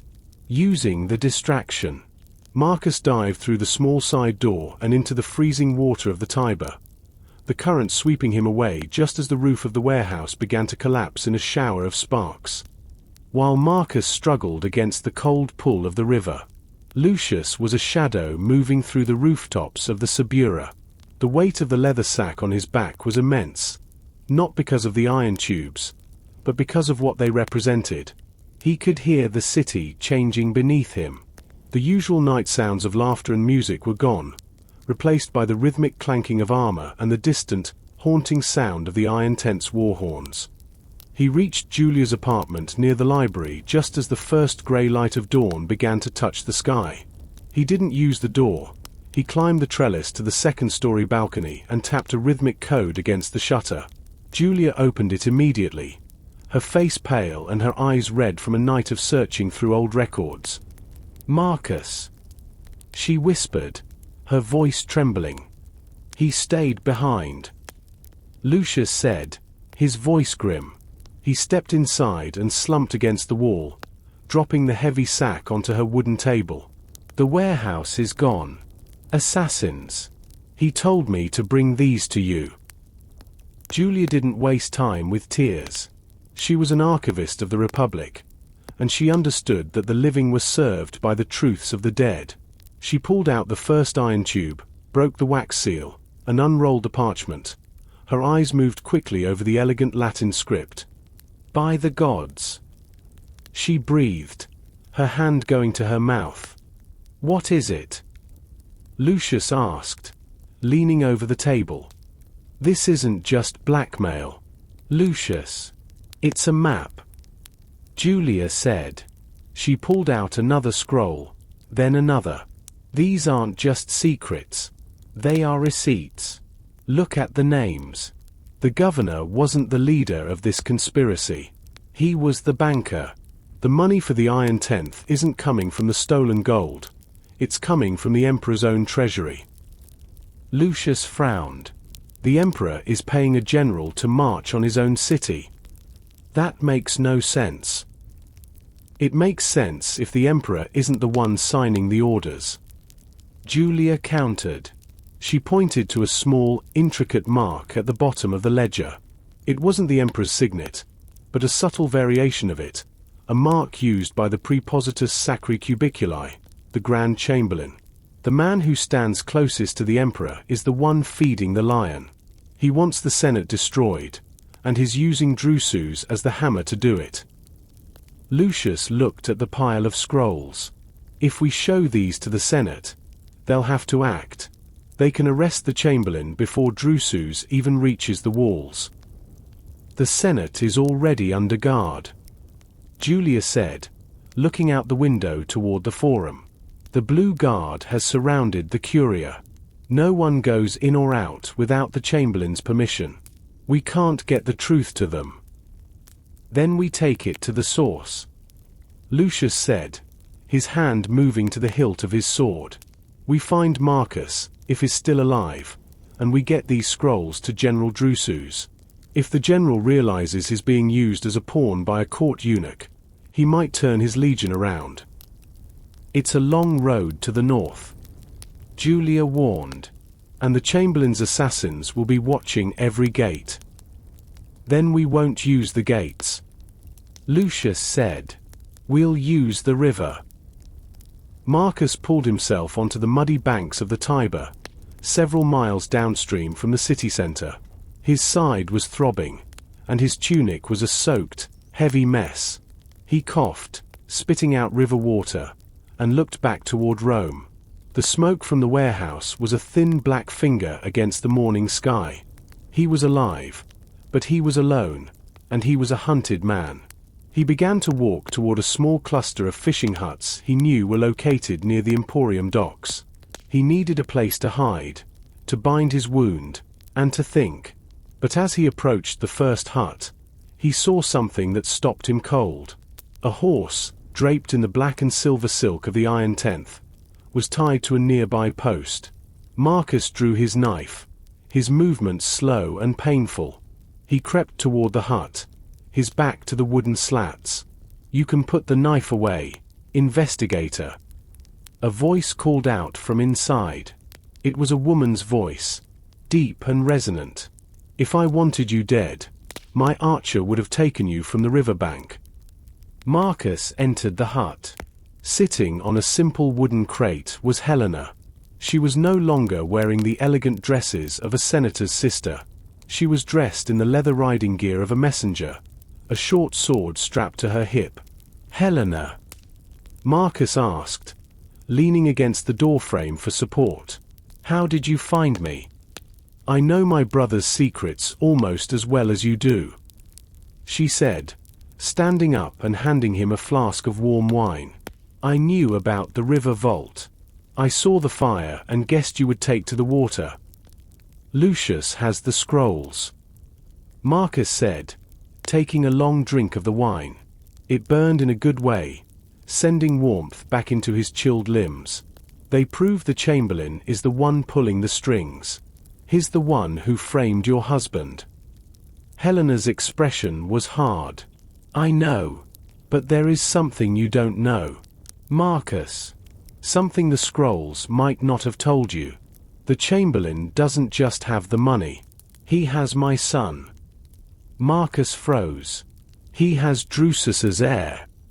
He took him from our estate in the country 3 weeks ago, Helena said, her voice cracking for the first time. That is why Drusus is marching. The Chamberlain told him that if he didn't bring his legion to Rome and dissolve the Senate, the boy would be executed. Drusus isn't a traitor, Marcus. He's a father in a trap. Marcus realized the horrifying brilliance of the plan. The Chamberlain had created a villain in Drusus to justify a military takeover, while using the general's own son to ensure his cooperation. It was a perfect circle of betrayal. Where is the boy? Marcus asked. In the Castra Praetoria, Helena said. The fortress of the Praetorian Guard. It's the most secure place in the city. No one gets in without the Chamberlain's seal. Marcus looked at his hands, still stained with the mud of the river. He thought of the governor's ring, still tucked securely in a hidden pocket of his belt. It wasn't the Chamberlain's seal, but in the chaos of a city under siege, a high-ranking ring and a bold face might be enough. We aren't going to the Senate, Marcus said, his voice regaining its soldier's steel. And we aren't going to the north. We're going to break into the most dangerous prison in Rome. We're going to get your son back, and then we're going to show the general who his real enemies are. The rain began to fall in a steady, cold drizzle, turning the dust of the riverbank into a slick, grey slurry. Inside the cramped fishing hut, the air was thick with the scent of dried salt, old wood, and the iron-rich tang of blood. Marcus sat on a low bench, his teeth gritted as Helena tended to the wound in his side. She worked with the efficient, practiced hands of someone who had lived through the chaos of a military frontier. The bandage she applied was tight and secure, a temporary shield against the exhaustion that threatened to pull him under. You're losing too much blood, Marcus, Helena whispered, her eyes dark with concern. Even a soldier of your constitution cannot fight a whole fortress in this state. Perhaps we should find Lucius first. We need more swords. Marcus shook his head, the movement sending a dull throb of pain through his temple. There is no time. The Chamberlain knows the warehouse is destroyed. He knows I escaped. Right now, he is likely moving your son to a deeper, darker part of the Castra Praetoria. If we wait for the sun to fully rise, the shift will change, and the security will double. We go now, or we don't go at all. Marcus reached into his belt and pulled out the governor's signet ring. The blue stone seemed to glow with a malevolent light in the dimness of the hut. This ring is our key. The Praetorians are elite, but they are also bureaucratic. They respect the seals of the high office. The governor was their paymaster for years. If I can convince the gate officer that I am an emissary from the governor with a secret order, we might get past the first 3 layers of security without drawing a blade. And me? Helena asked, tightening the leather straps of her riding gear. A woman in the Castra Praetoria will draw eyes immediately. You will be my scribe. Marcus replied, a ghost of a smile touching his lips. We'll find you a heavy cloak and a hood. In the flickering torchlight of the corridors, they won't look too closely at a servant carrying a heavy ledger. Just keep your head down and your hand near your dagger. If things go wrong, we don't fight our way in. we fight our way out. They spent the next hour gathering what they needed. From a hidden stash in the corner of the hut, Helena produced a heavy, dark wool cloak and a wax tablet. Marcus found a discarded centurion's cape. Its crimson color faded to a dull brown, but its heavy bronze clasp still bore the mark of the eagle. It was a disguise born of desperation. But in Rome, the clothes often made the man. As they stepped out of the hut, the city of Rome loomed before them like a sleeping giant. The Castra Praetoria sat on the northeastern edge of the city, a massive rectangle of brick and stone that housed the emperor's most loyal and most dangerous guards. Marcus looked at Helena, seeing the resolve in her face. She wasn't just a noblewoman. She was a mother protecting her cub. "Remember," Marcus said, his voice low and steady, "do not speak unless I look at you. If I say the word Vesta, it means the bluff has failed and you must run.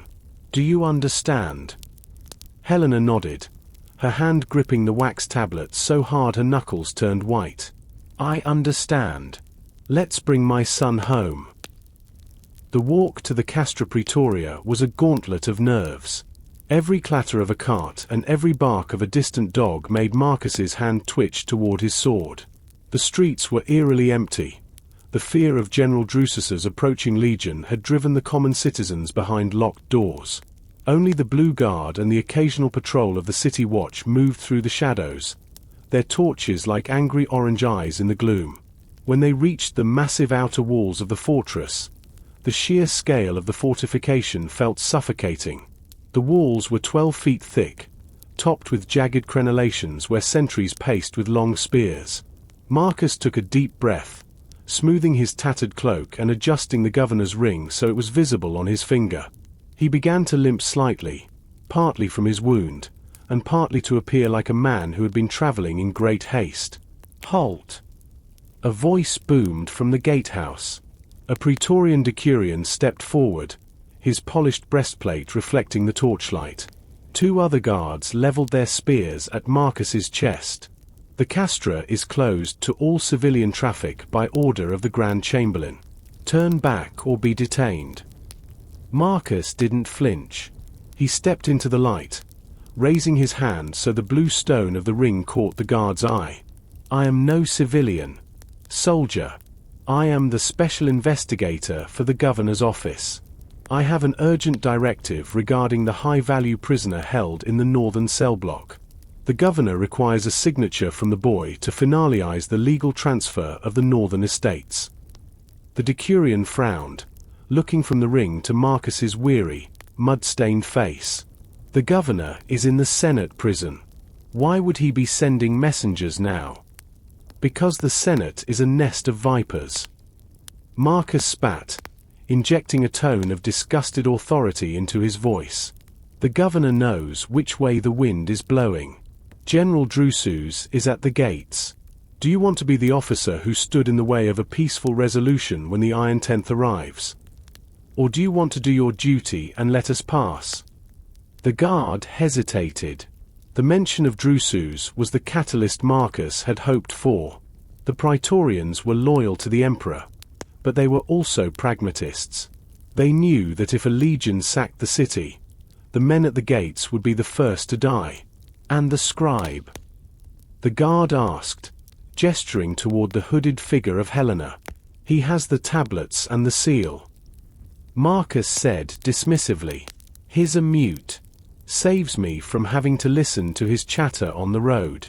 Now, are you going to open the gate, or must I report your name to the Chamberlain for obstructing a direct order?" The heavy iron-studded doors groaned open just wide enough for them to pass. Marcus and Helena stepped into the lion's den. The air inside the fortress was different.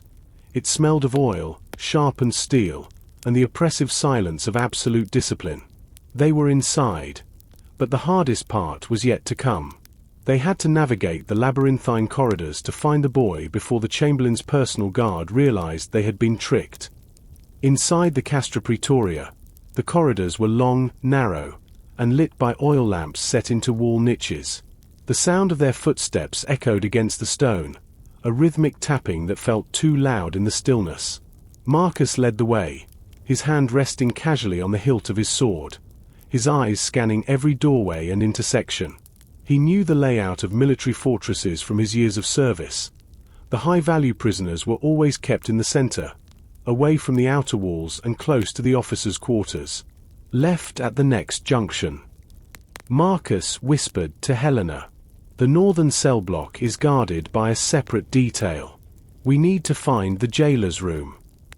They passed a group of soldiers sitting in a guard room, laughing over a game of dice.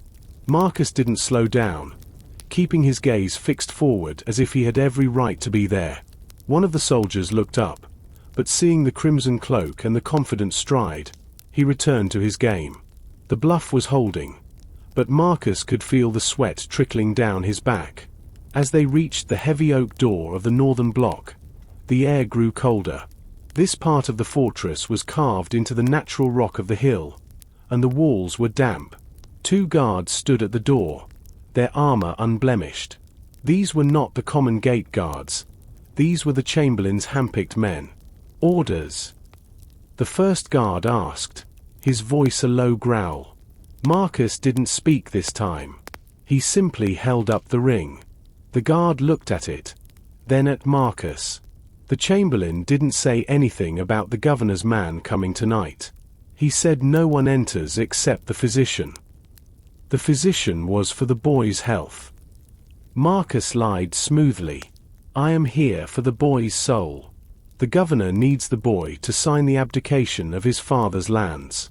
If he doesn't, the Legion will have nothing to fight for. Move aside. The guard looked at his companion. A moment of tension stretched between them, thick enough to be cut with a knife. Helena took a half-step forward, the wax tablet in her hands trembling. Suddenly, a small, high-pitched cry drifted through the heavy door. It was the sound of a child, not a cry of pain, but a small, lonely sob of a boy who wanted his mother. Helena's breath hitched. Marcus saw her hand move toward the dagger hidden in her cloak. He shifted his body, subtly blocking her from the guard's view. He reached out and gripped the guard's forearm. You hear that? That's the sound of a boy whose father is about to burn this city to the ground. If you want to survive the night, you'll let me in there to finish this business so we can all go home. The guard sighed, the weight of the political chaos outside the walls finally breaking his resolve. He pulled a heavy iron key from his belt and turned it in the lock. The door opened. 5 minutes. The guard said, and the scribe stays out here. The scribe has the ink and the tablets. Marcus countered, pushing Helena into the room before the guard could object. He goes where the document goes. They stepped into the small, dimly lit cell. In the corner, sitting on a pile of clean straw, was a boy of no more than 7 years. He had his father's dark hair and his mother's eyes. When he saw the hooded figure, his eyes went wide. Helena dropped the tablets, the wood clattering on the stone floor, and threw back her hood. Titus. She whispered. The boy's face transformed. Mother. Marcus closed the door behind them, his heart racing. They had found the boy. Now, they just had to escape the heart of the Roman military without being executed for treason. The reunion between mother and son lasted only a heartbeat. Marcus knew that in the Castra Praetoria, silence was a luxury and time was a predator. He stepped toward the heavy oak door, pressing his ear to the wood. Outside, he could hear the low murmur of the 2 guards. They were bored, but they were not stupid. The clatter of the wax tablets earlier had made them go quiet for a moment. We have to go, now. Marcus whispered, his voice like grinding stone. Helena pulled Titus to his feet. The boy was trembling, but he didn't make a sound. He had been raised in the camps of the north. He knew that silence meant survival. She pulled the dark cloak around him, hiding his small frame within the heavy wool. To any guard watching from a distance, they would appear as a tall scribe with a heavy burden. The guards. Helena breathed, her eyes darting to the door. They won't let us pass with the boy. The scribe didn't have a child when we entered. They won't be looking at us," Marcus said. He reached into his belt and pulled out a small, leather pouch. Inside was a handful of dried herbs and a fine, grey powder, something he had taken from a street apothecary weeks ago for his old soldier's cough. It was highly flammable. Marcus turned back to the small oil lamp hanging on the cell wall. He carefully poured a portion of the powder into the reservoir. The flame sputtered and turned a bright, ghostly green. "When I open this door, I'm going to throw the rest of the pouch at their torch. The smoke will sting their eyes. In the confusion, you run for the stairs we passed at the third junction. Do not look back." "What about you?" Titus asked, his voice a tiny tremor. "I'll be right behind you, little eagle," Marcus said, ruffling the boy's hair. Marcus gripped the iron handle. He took a deep breath, ignoring the sharp pain in his side. He yanked the door open. The two guards spun around, their hands going to their sword hilts. Before they could speak, Marcus hurled the leather pouch into the lit torch bracket in the hallway. A flash of brilliant white light filled the narrow corridor, followed immediately by a thick, acrid cloud of grey smoke. The guards cried out, clutching their faces as the chemical smoke burned their eyes and throats. "Go!" Marcus roared. Helena grabbed Titus's hand and darted into the haze. Marcus followed, but as he passed the first guard, a heavy hand grabbed his cloak. The guard, blinded but fueled by instinct, swung a wild fist. Marcus ducked, the blow whistling over his head, and used the pommel of his sword to strike the man's temple. The guard slumped against the wall. The second guard was coughing violently, reaching for his whistle. Marcus didn't give him the chance. He stepped through the smoke and delivered a sharp kick to the man's midsection, sending him sprawling. They raced down the corridor, the sound of their boots muffled by the thick smoke. They reached the junction. Helena turned left, heading for the stairs. But as they reached the first landing, a loud, brassy horn sounded from the main courtyard. The alarm had been raised. The mute scribe and the investigator were now the most wanted people in Rome. The sound of the horn drained the blood from Helena's face. "They know," she whispered, her grip tightening on Titus's hand. "They know someone is in the northern block," Marcus corrected, his mind racing through the map of the fortress. "But they don't know who. Every gate will be locked within minutes. We can't go out the way we came in." He looked at the floor of the landing. There was a heavy iron grate used for drainage. In a fortress of this size, the water had to go somewhere. "Down," Marcus commanded. "The saws?" Helena asked, a look of disgust crossing her features. "It's not the main saw," Marcus said, already prying at the grate with his sword. "It's the old aqueduct channel. It's dry this time of year. It leads out toward the eastern wall, near the gardens. It's narrow, but the boy can fit, and if we squeeze, we can too." Marcus dropped down first. The drop was only 6 feet, but he landed hard on his wounded side, a groan escaping his lips. He ignored it, reaching up to help Titus down. Helena followed, her cloak snagging on the iron rim before she tore it free. The tunnel was barely 4 feet high and pitch black. Marcus pulled a small stub of a candle from his pouch and lit it. The flickering light revealed walls of ancient, damp brick.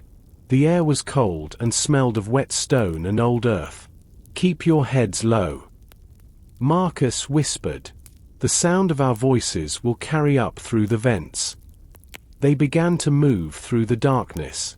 The tunnel twisted and turned, following the slope of the hill. Above them, they could hear the rhythmic thud of hundreds of feet. The Praetorians were forming ranks, preparing for a room-to-room search. "Marcus," Titus whispered, "why does the Chamberlain want to hurt my father?" Marcus slowed his pace, looking back at the boy. "Because your father is a man of honor." Titus. And in a city of shadows, a man of honor is a very bright light. The Chamberlain wants everyone to live in the dark so he can be the only one who sees. Suddenly, Marcus stopped. He held the candle out. The flame flickered violently. There's a draft, he noted. We're close to an opening.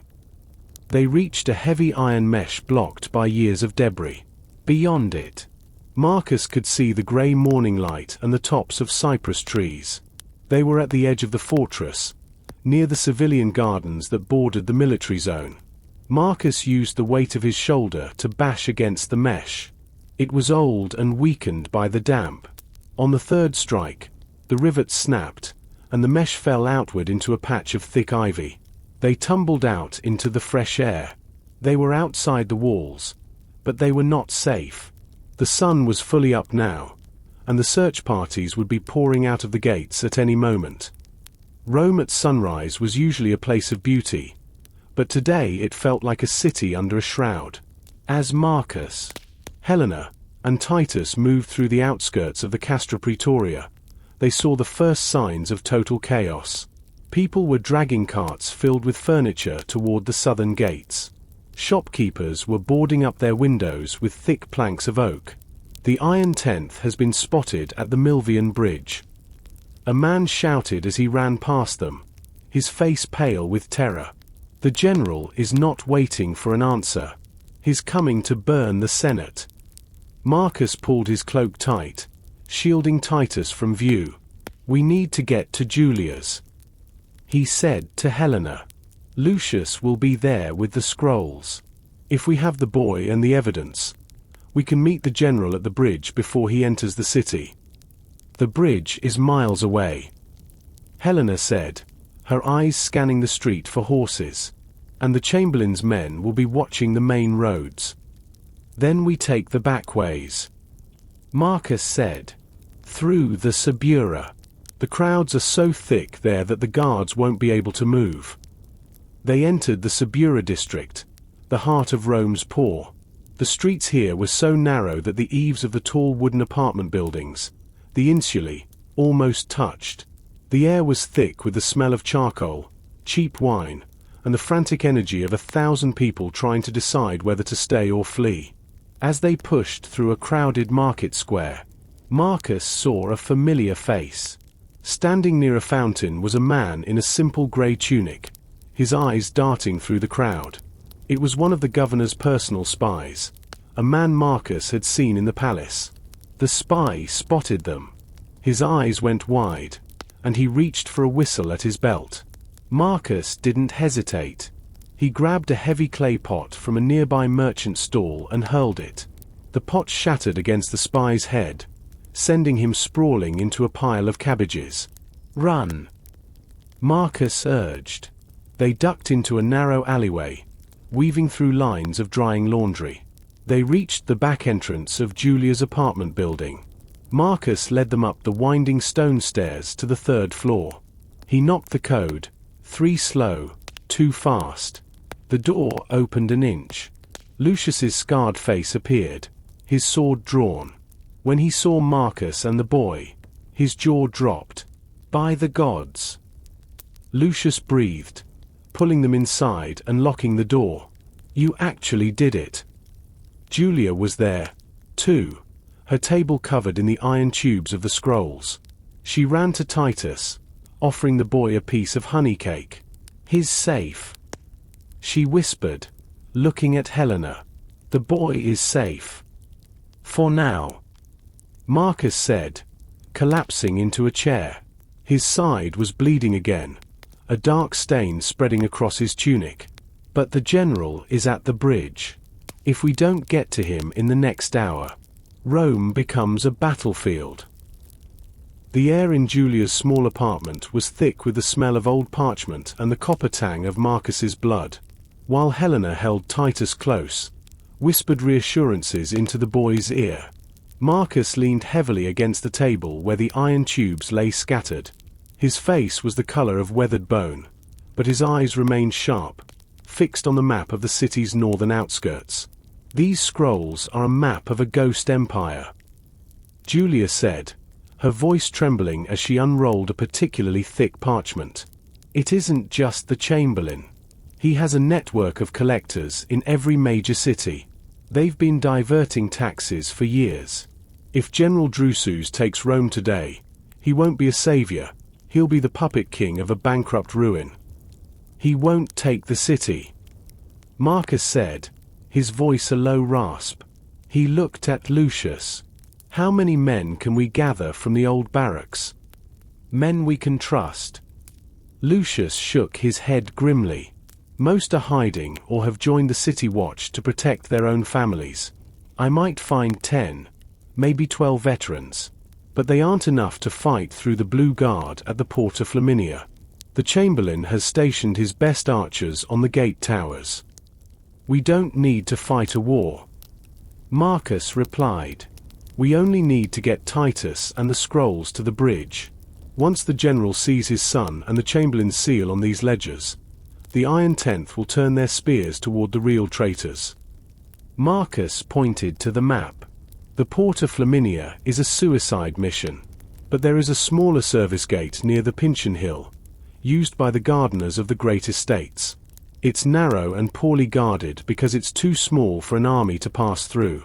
If we can get horses from the stables near the barracks, we can ride hard through the gardens and bypass the main blockade." Julia handed Marcus a small vial of dark liquid. "Drink this. It's a mixture of poppy and willow bark.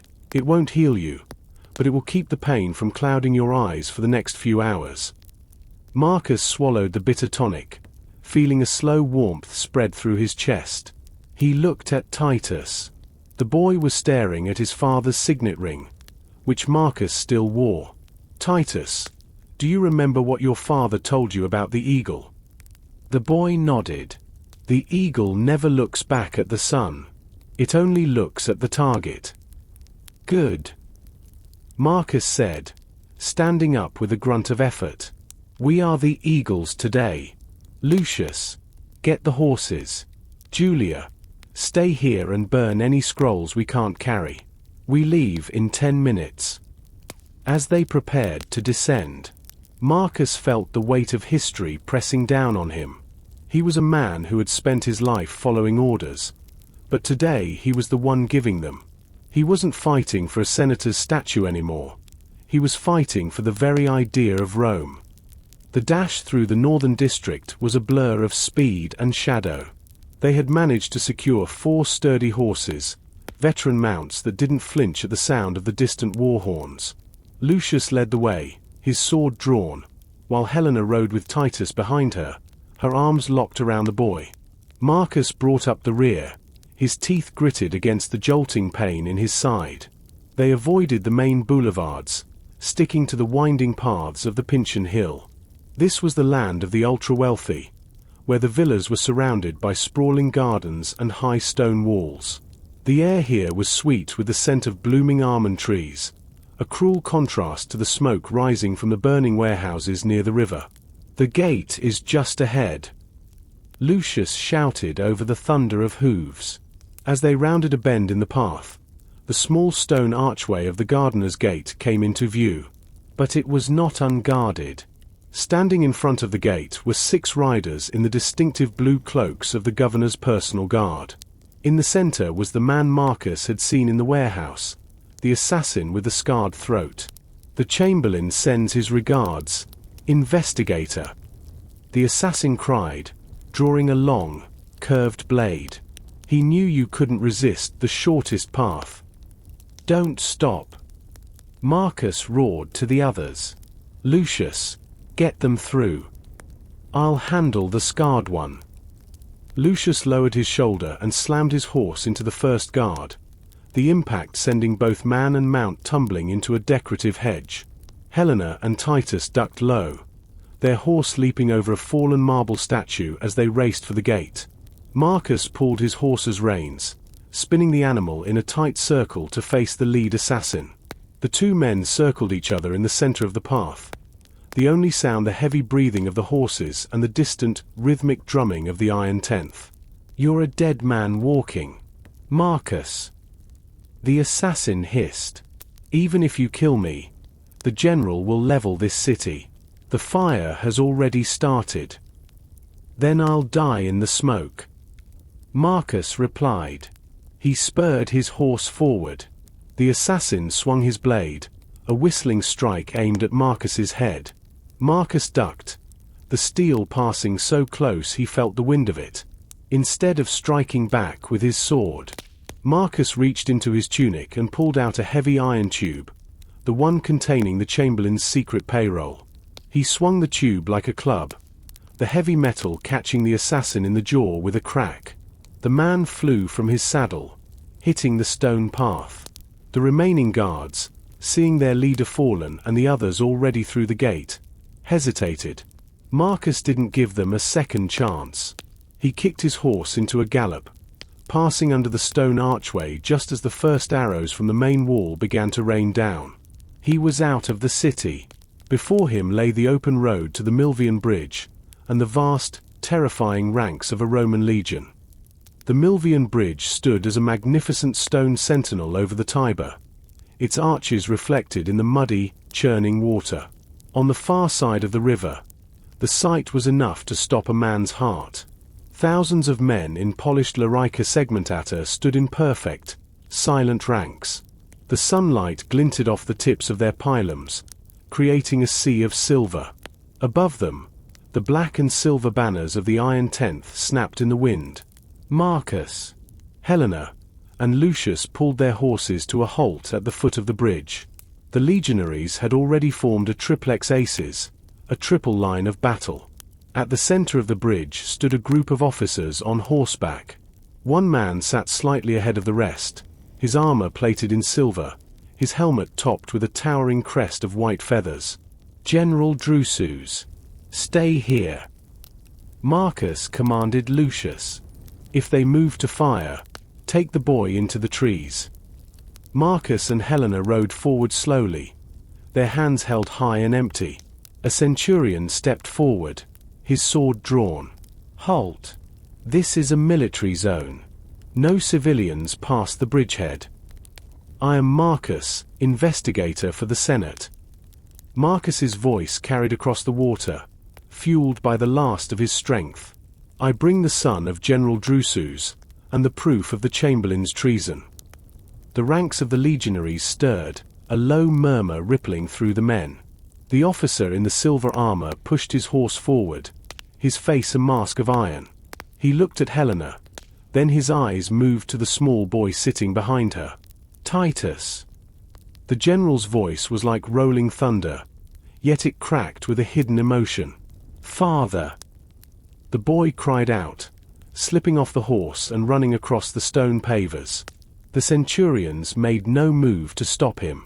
Drusus dismounted in one fluid motion, catching his son in a powerful embrace. For a moment, the general of the Iron Tenth was gone, replaced by a father who had feared he had lost everything. Marcus dismounted more slowly, his legs shaking. He walked toward the general, pulling the leather sack of scrolls from his saddle. He handed the iron tubes to Drusus, along with the governor's signet ring. "The Chamberlain held your son to force your hand, General," Marcus said, his voice failing him. "And he used the governor to frame you. These scrolls prove he was stealing the Emperor's gold to pay for a war he wanted you to start. He wanted you to destroy the Senate so he could rule the ruins." Drusus took the scrolls, his eyes scanning the first few lines of the payroll ledger. His face grew darker than the storm clouds on the horizon. He looked back toward the city of Rome, toward the palace where the Chamberlain sat in his silk robes. "I came to burn the city to save my family," Drusus said, his voice cold and lethal. "Now, I will march into the city to save the empire."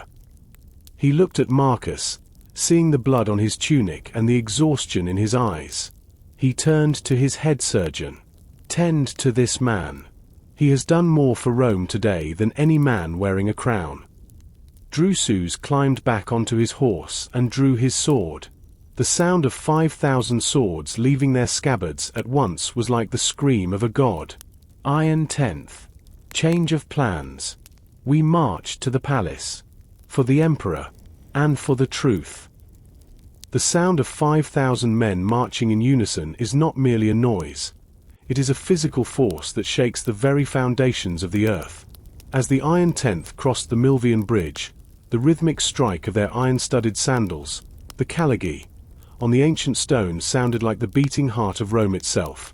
There was no music, no shouting, and no celebratory cheers. There was only the grim, mechanical precision of a legion that had seen the face of death in the forests of the north and had returned to find their home infested with shadows. Marcus rode in a supply wagon near the front of the column, his side freshly bandaged by the legion surgeons. The poppy wine Julia had given him had dulled the sharp edges of his pain, leaving him in a state of hyper-aware calm. Beside him sat Titus, the boy's hand resting on Marcus's arm as if to anchor himself to the man who had pulled him from the dark. Helena rode ahead with her husband, her back straight and her head high, the daughter of the Republic finally reclaiming her place. As they approached the Porta Flaminia, the massive northern gate of Rome, the atmosphere shifted. The Blue Guard, the governor's private militia, was still stationed on the walls. They had seen the dust of the legion from miles away, and they stood with bows drawn and spears leveled. But as the silver-crested helmet of General Drusus came into view, followed by the towering eagles of the 10th, the courage of the mercenaries began to fail. "Open the gates." Drusus's voice didn't need to be loud. It carried the weight of absolute certainty. "I am General Drusus of the Iron Tenth. I am here by the authority of the true laws of Rome.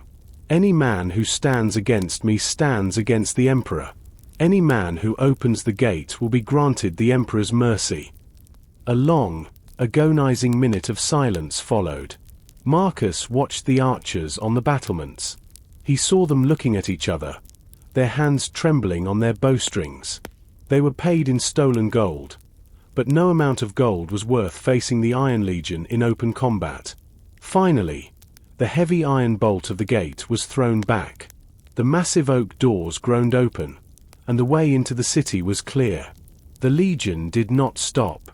They flowed through the gate like a river of steel.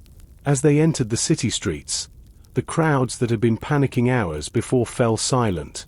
People emerged from their homes, standing on balconies and in doorways, watching the silver sea pass by. The terror of a sack was replaced by a strange, breathless awe. This was not an invasion. It was a reclamation. Marcus looked at the faces of the people. He saw hope, fear, and a desperate desire for the truth. He reached into his tunic and touched the cold metal of the governor's ring. The evidence was safe. The boy was safe.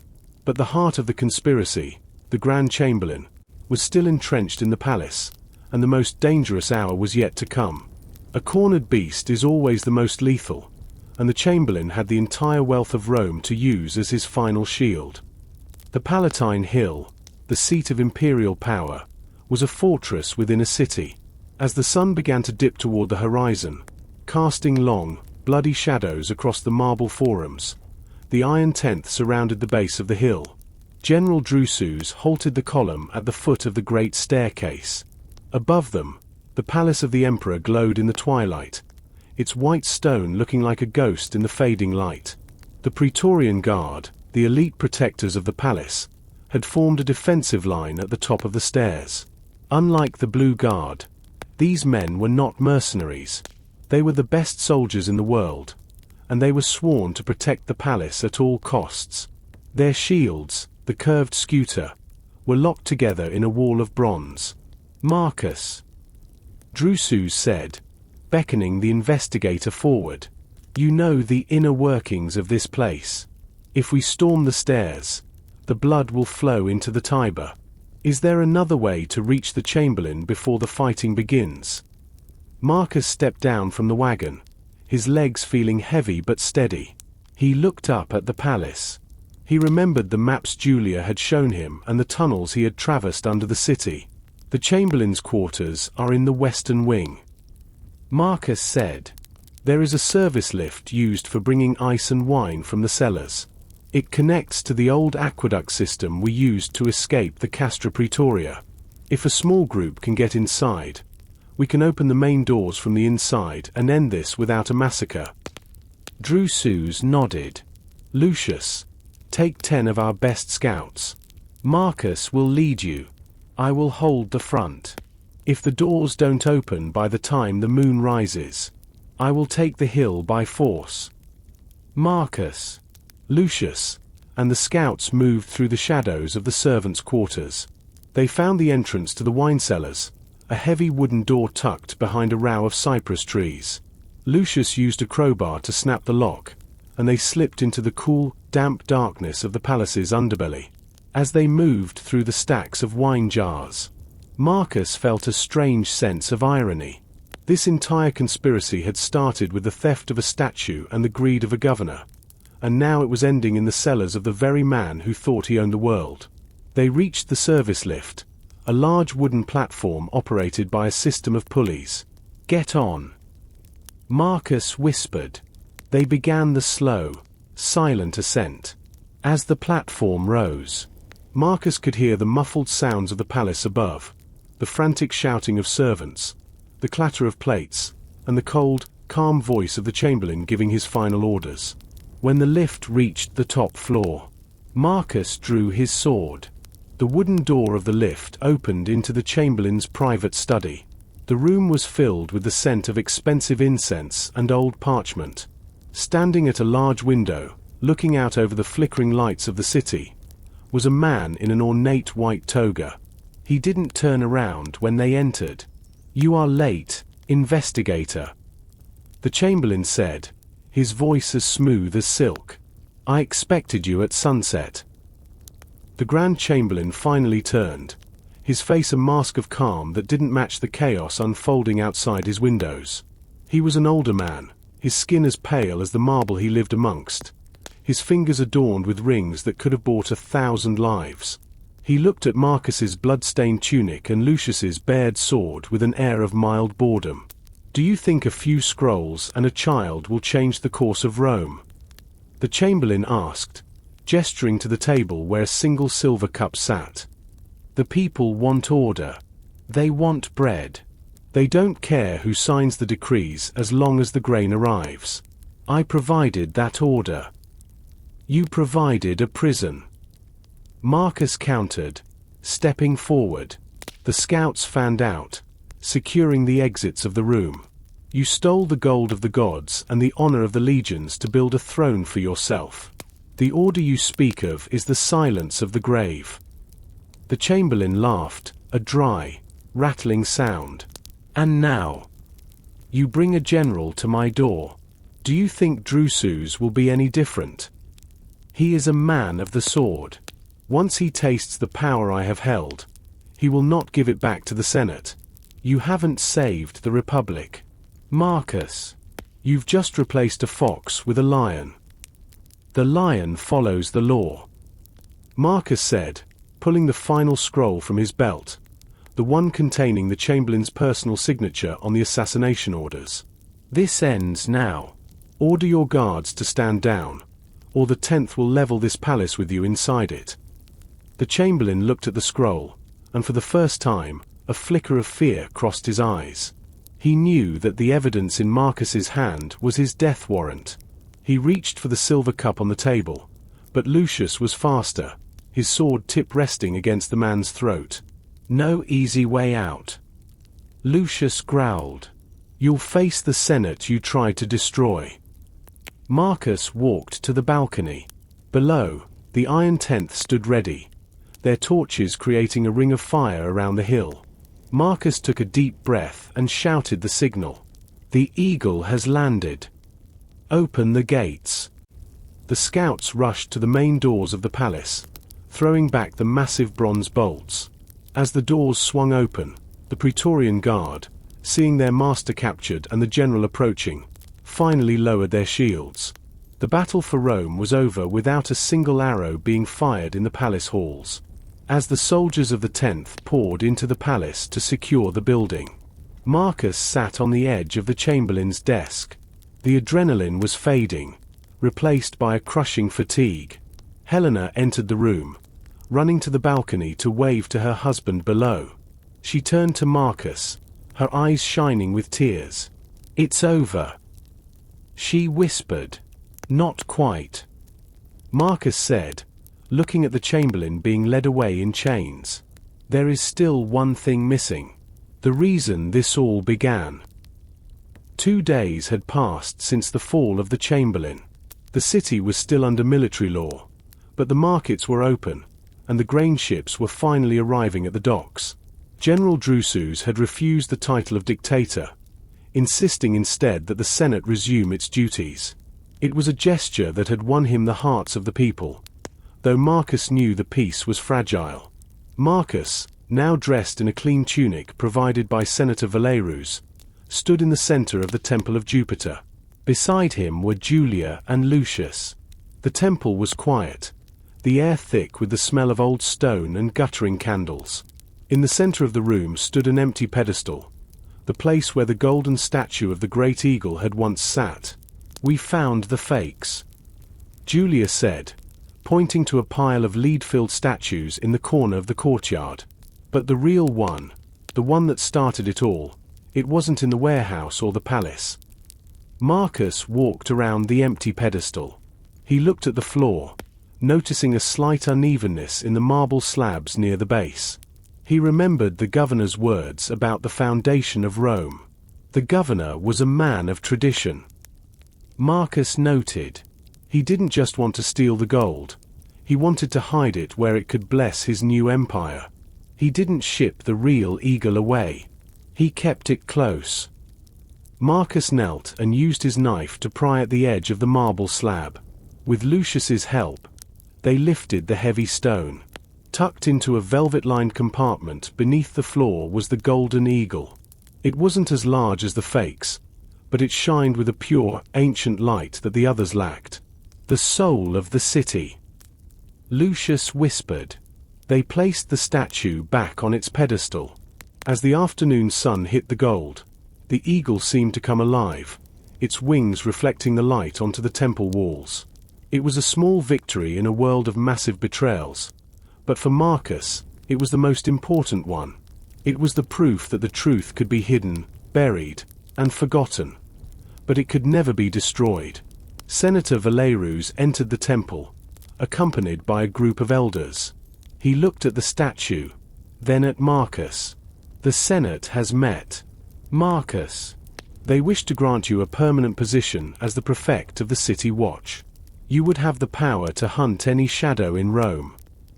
Marcus looked at the golden eagle, then at the open doors of the temple leading out to the bustling streets. He thought of his quiet room in the Subura, his books, and the simple life he had tried to lead. "I am a soldier, Senator," Marcus said, a small smile appearing on his face. "And I have finished my tour of duty. Rome has enough protectors now. I think I'd like to see the sun rise without a sword in my hand for a while." The final chapter of Marcus's journey began not with a battle, but with a walk. A week after the return of the eagle, Marcus stood on the Janiculum Hill, looking down at the sprawling masterpiece that was Rome. The Tiber wound through the city like a silver thread, and the white marble of the temples sparkled under a clear blue sky. The scars of the past month, the burned warehouses, the boarded-up shops, were already being healed by the relentless energy of the Roman people. Beside him stood Helena and Titus. The general was busy at the barracks, reorganizing the city's defenses, but he had sent his family to bid Marcus farewell. "You're really leaving?" Titus asked, looking up at Marcus with the same hero worship he had shown since the Castra Praetoria. "Just for a while, Titus," Marcus said, handing the boy a small wooden bird he had carved. "I'm going to visit the coast. I hear the air is clean there, and the fish are better than the ones in the Subura." Helena took Marcus's hand. "You saved my family, Marcus. You saved my husband's honor. If you ever need anything, a horse, a house, or a legion, you only have to ask. I have everything I need, Helena," Marcus replied. He looked down at the governor's ring, which he had kept as a memento. He took it off and handed it to her. "Give this to the general. Tell him to melt it down and use the gold to help the families of the men who were forced to serve the Chamberlain. Let something good come from that blue stone."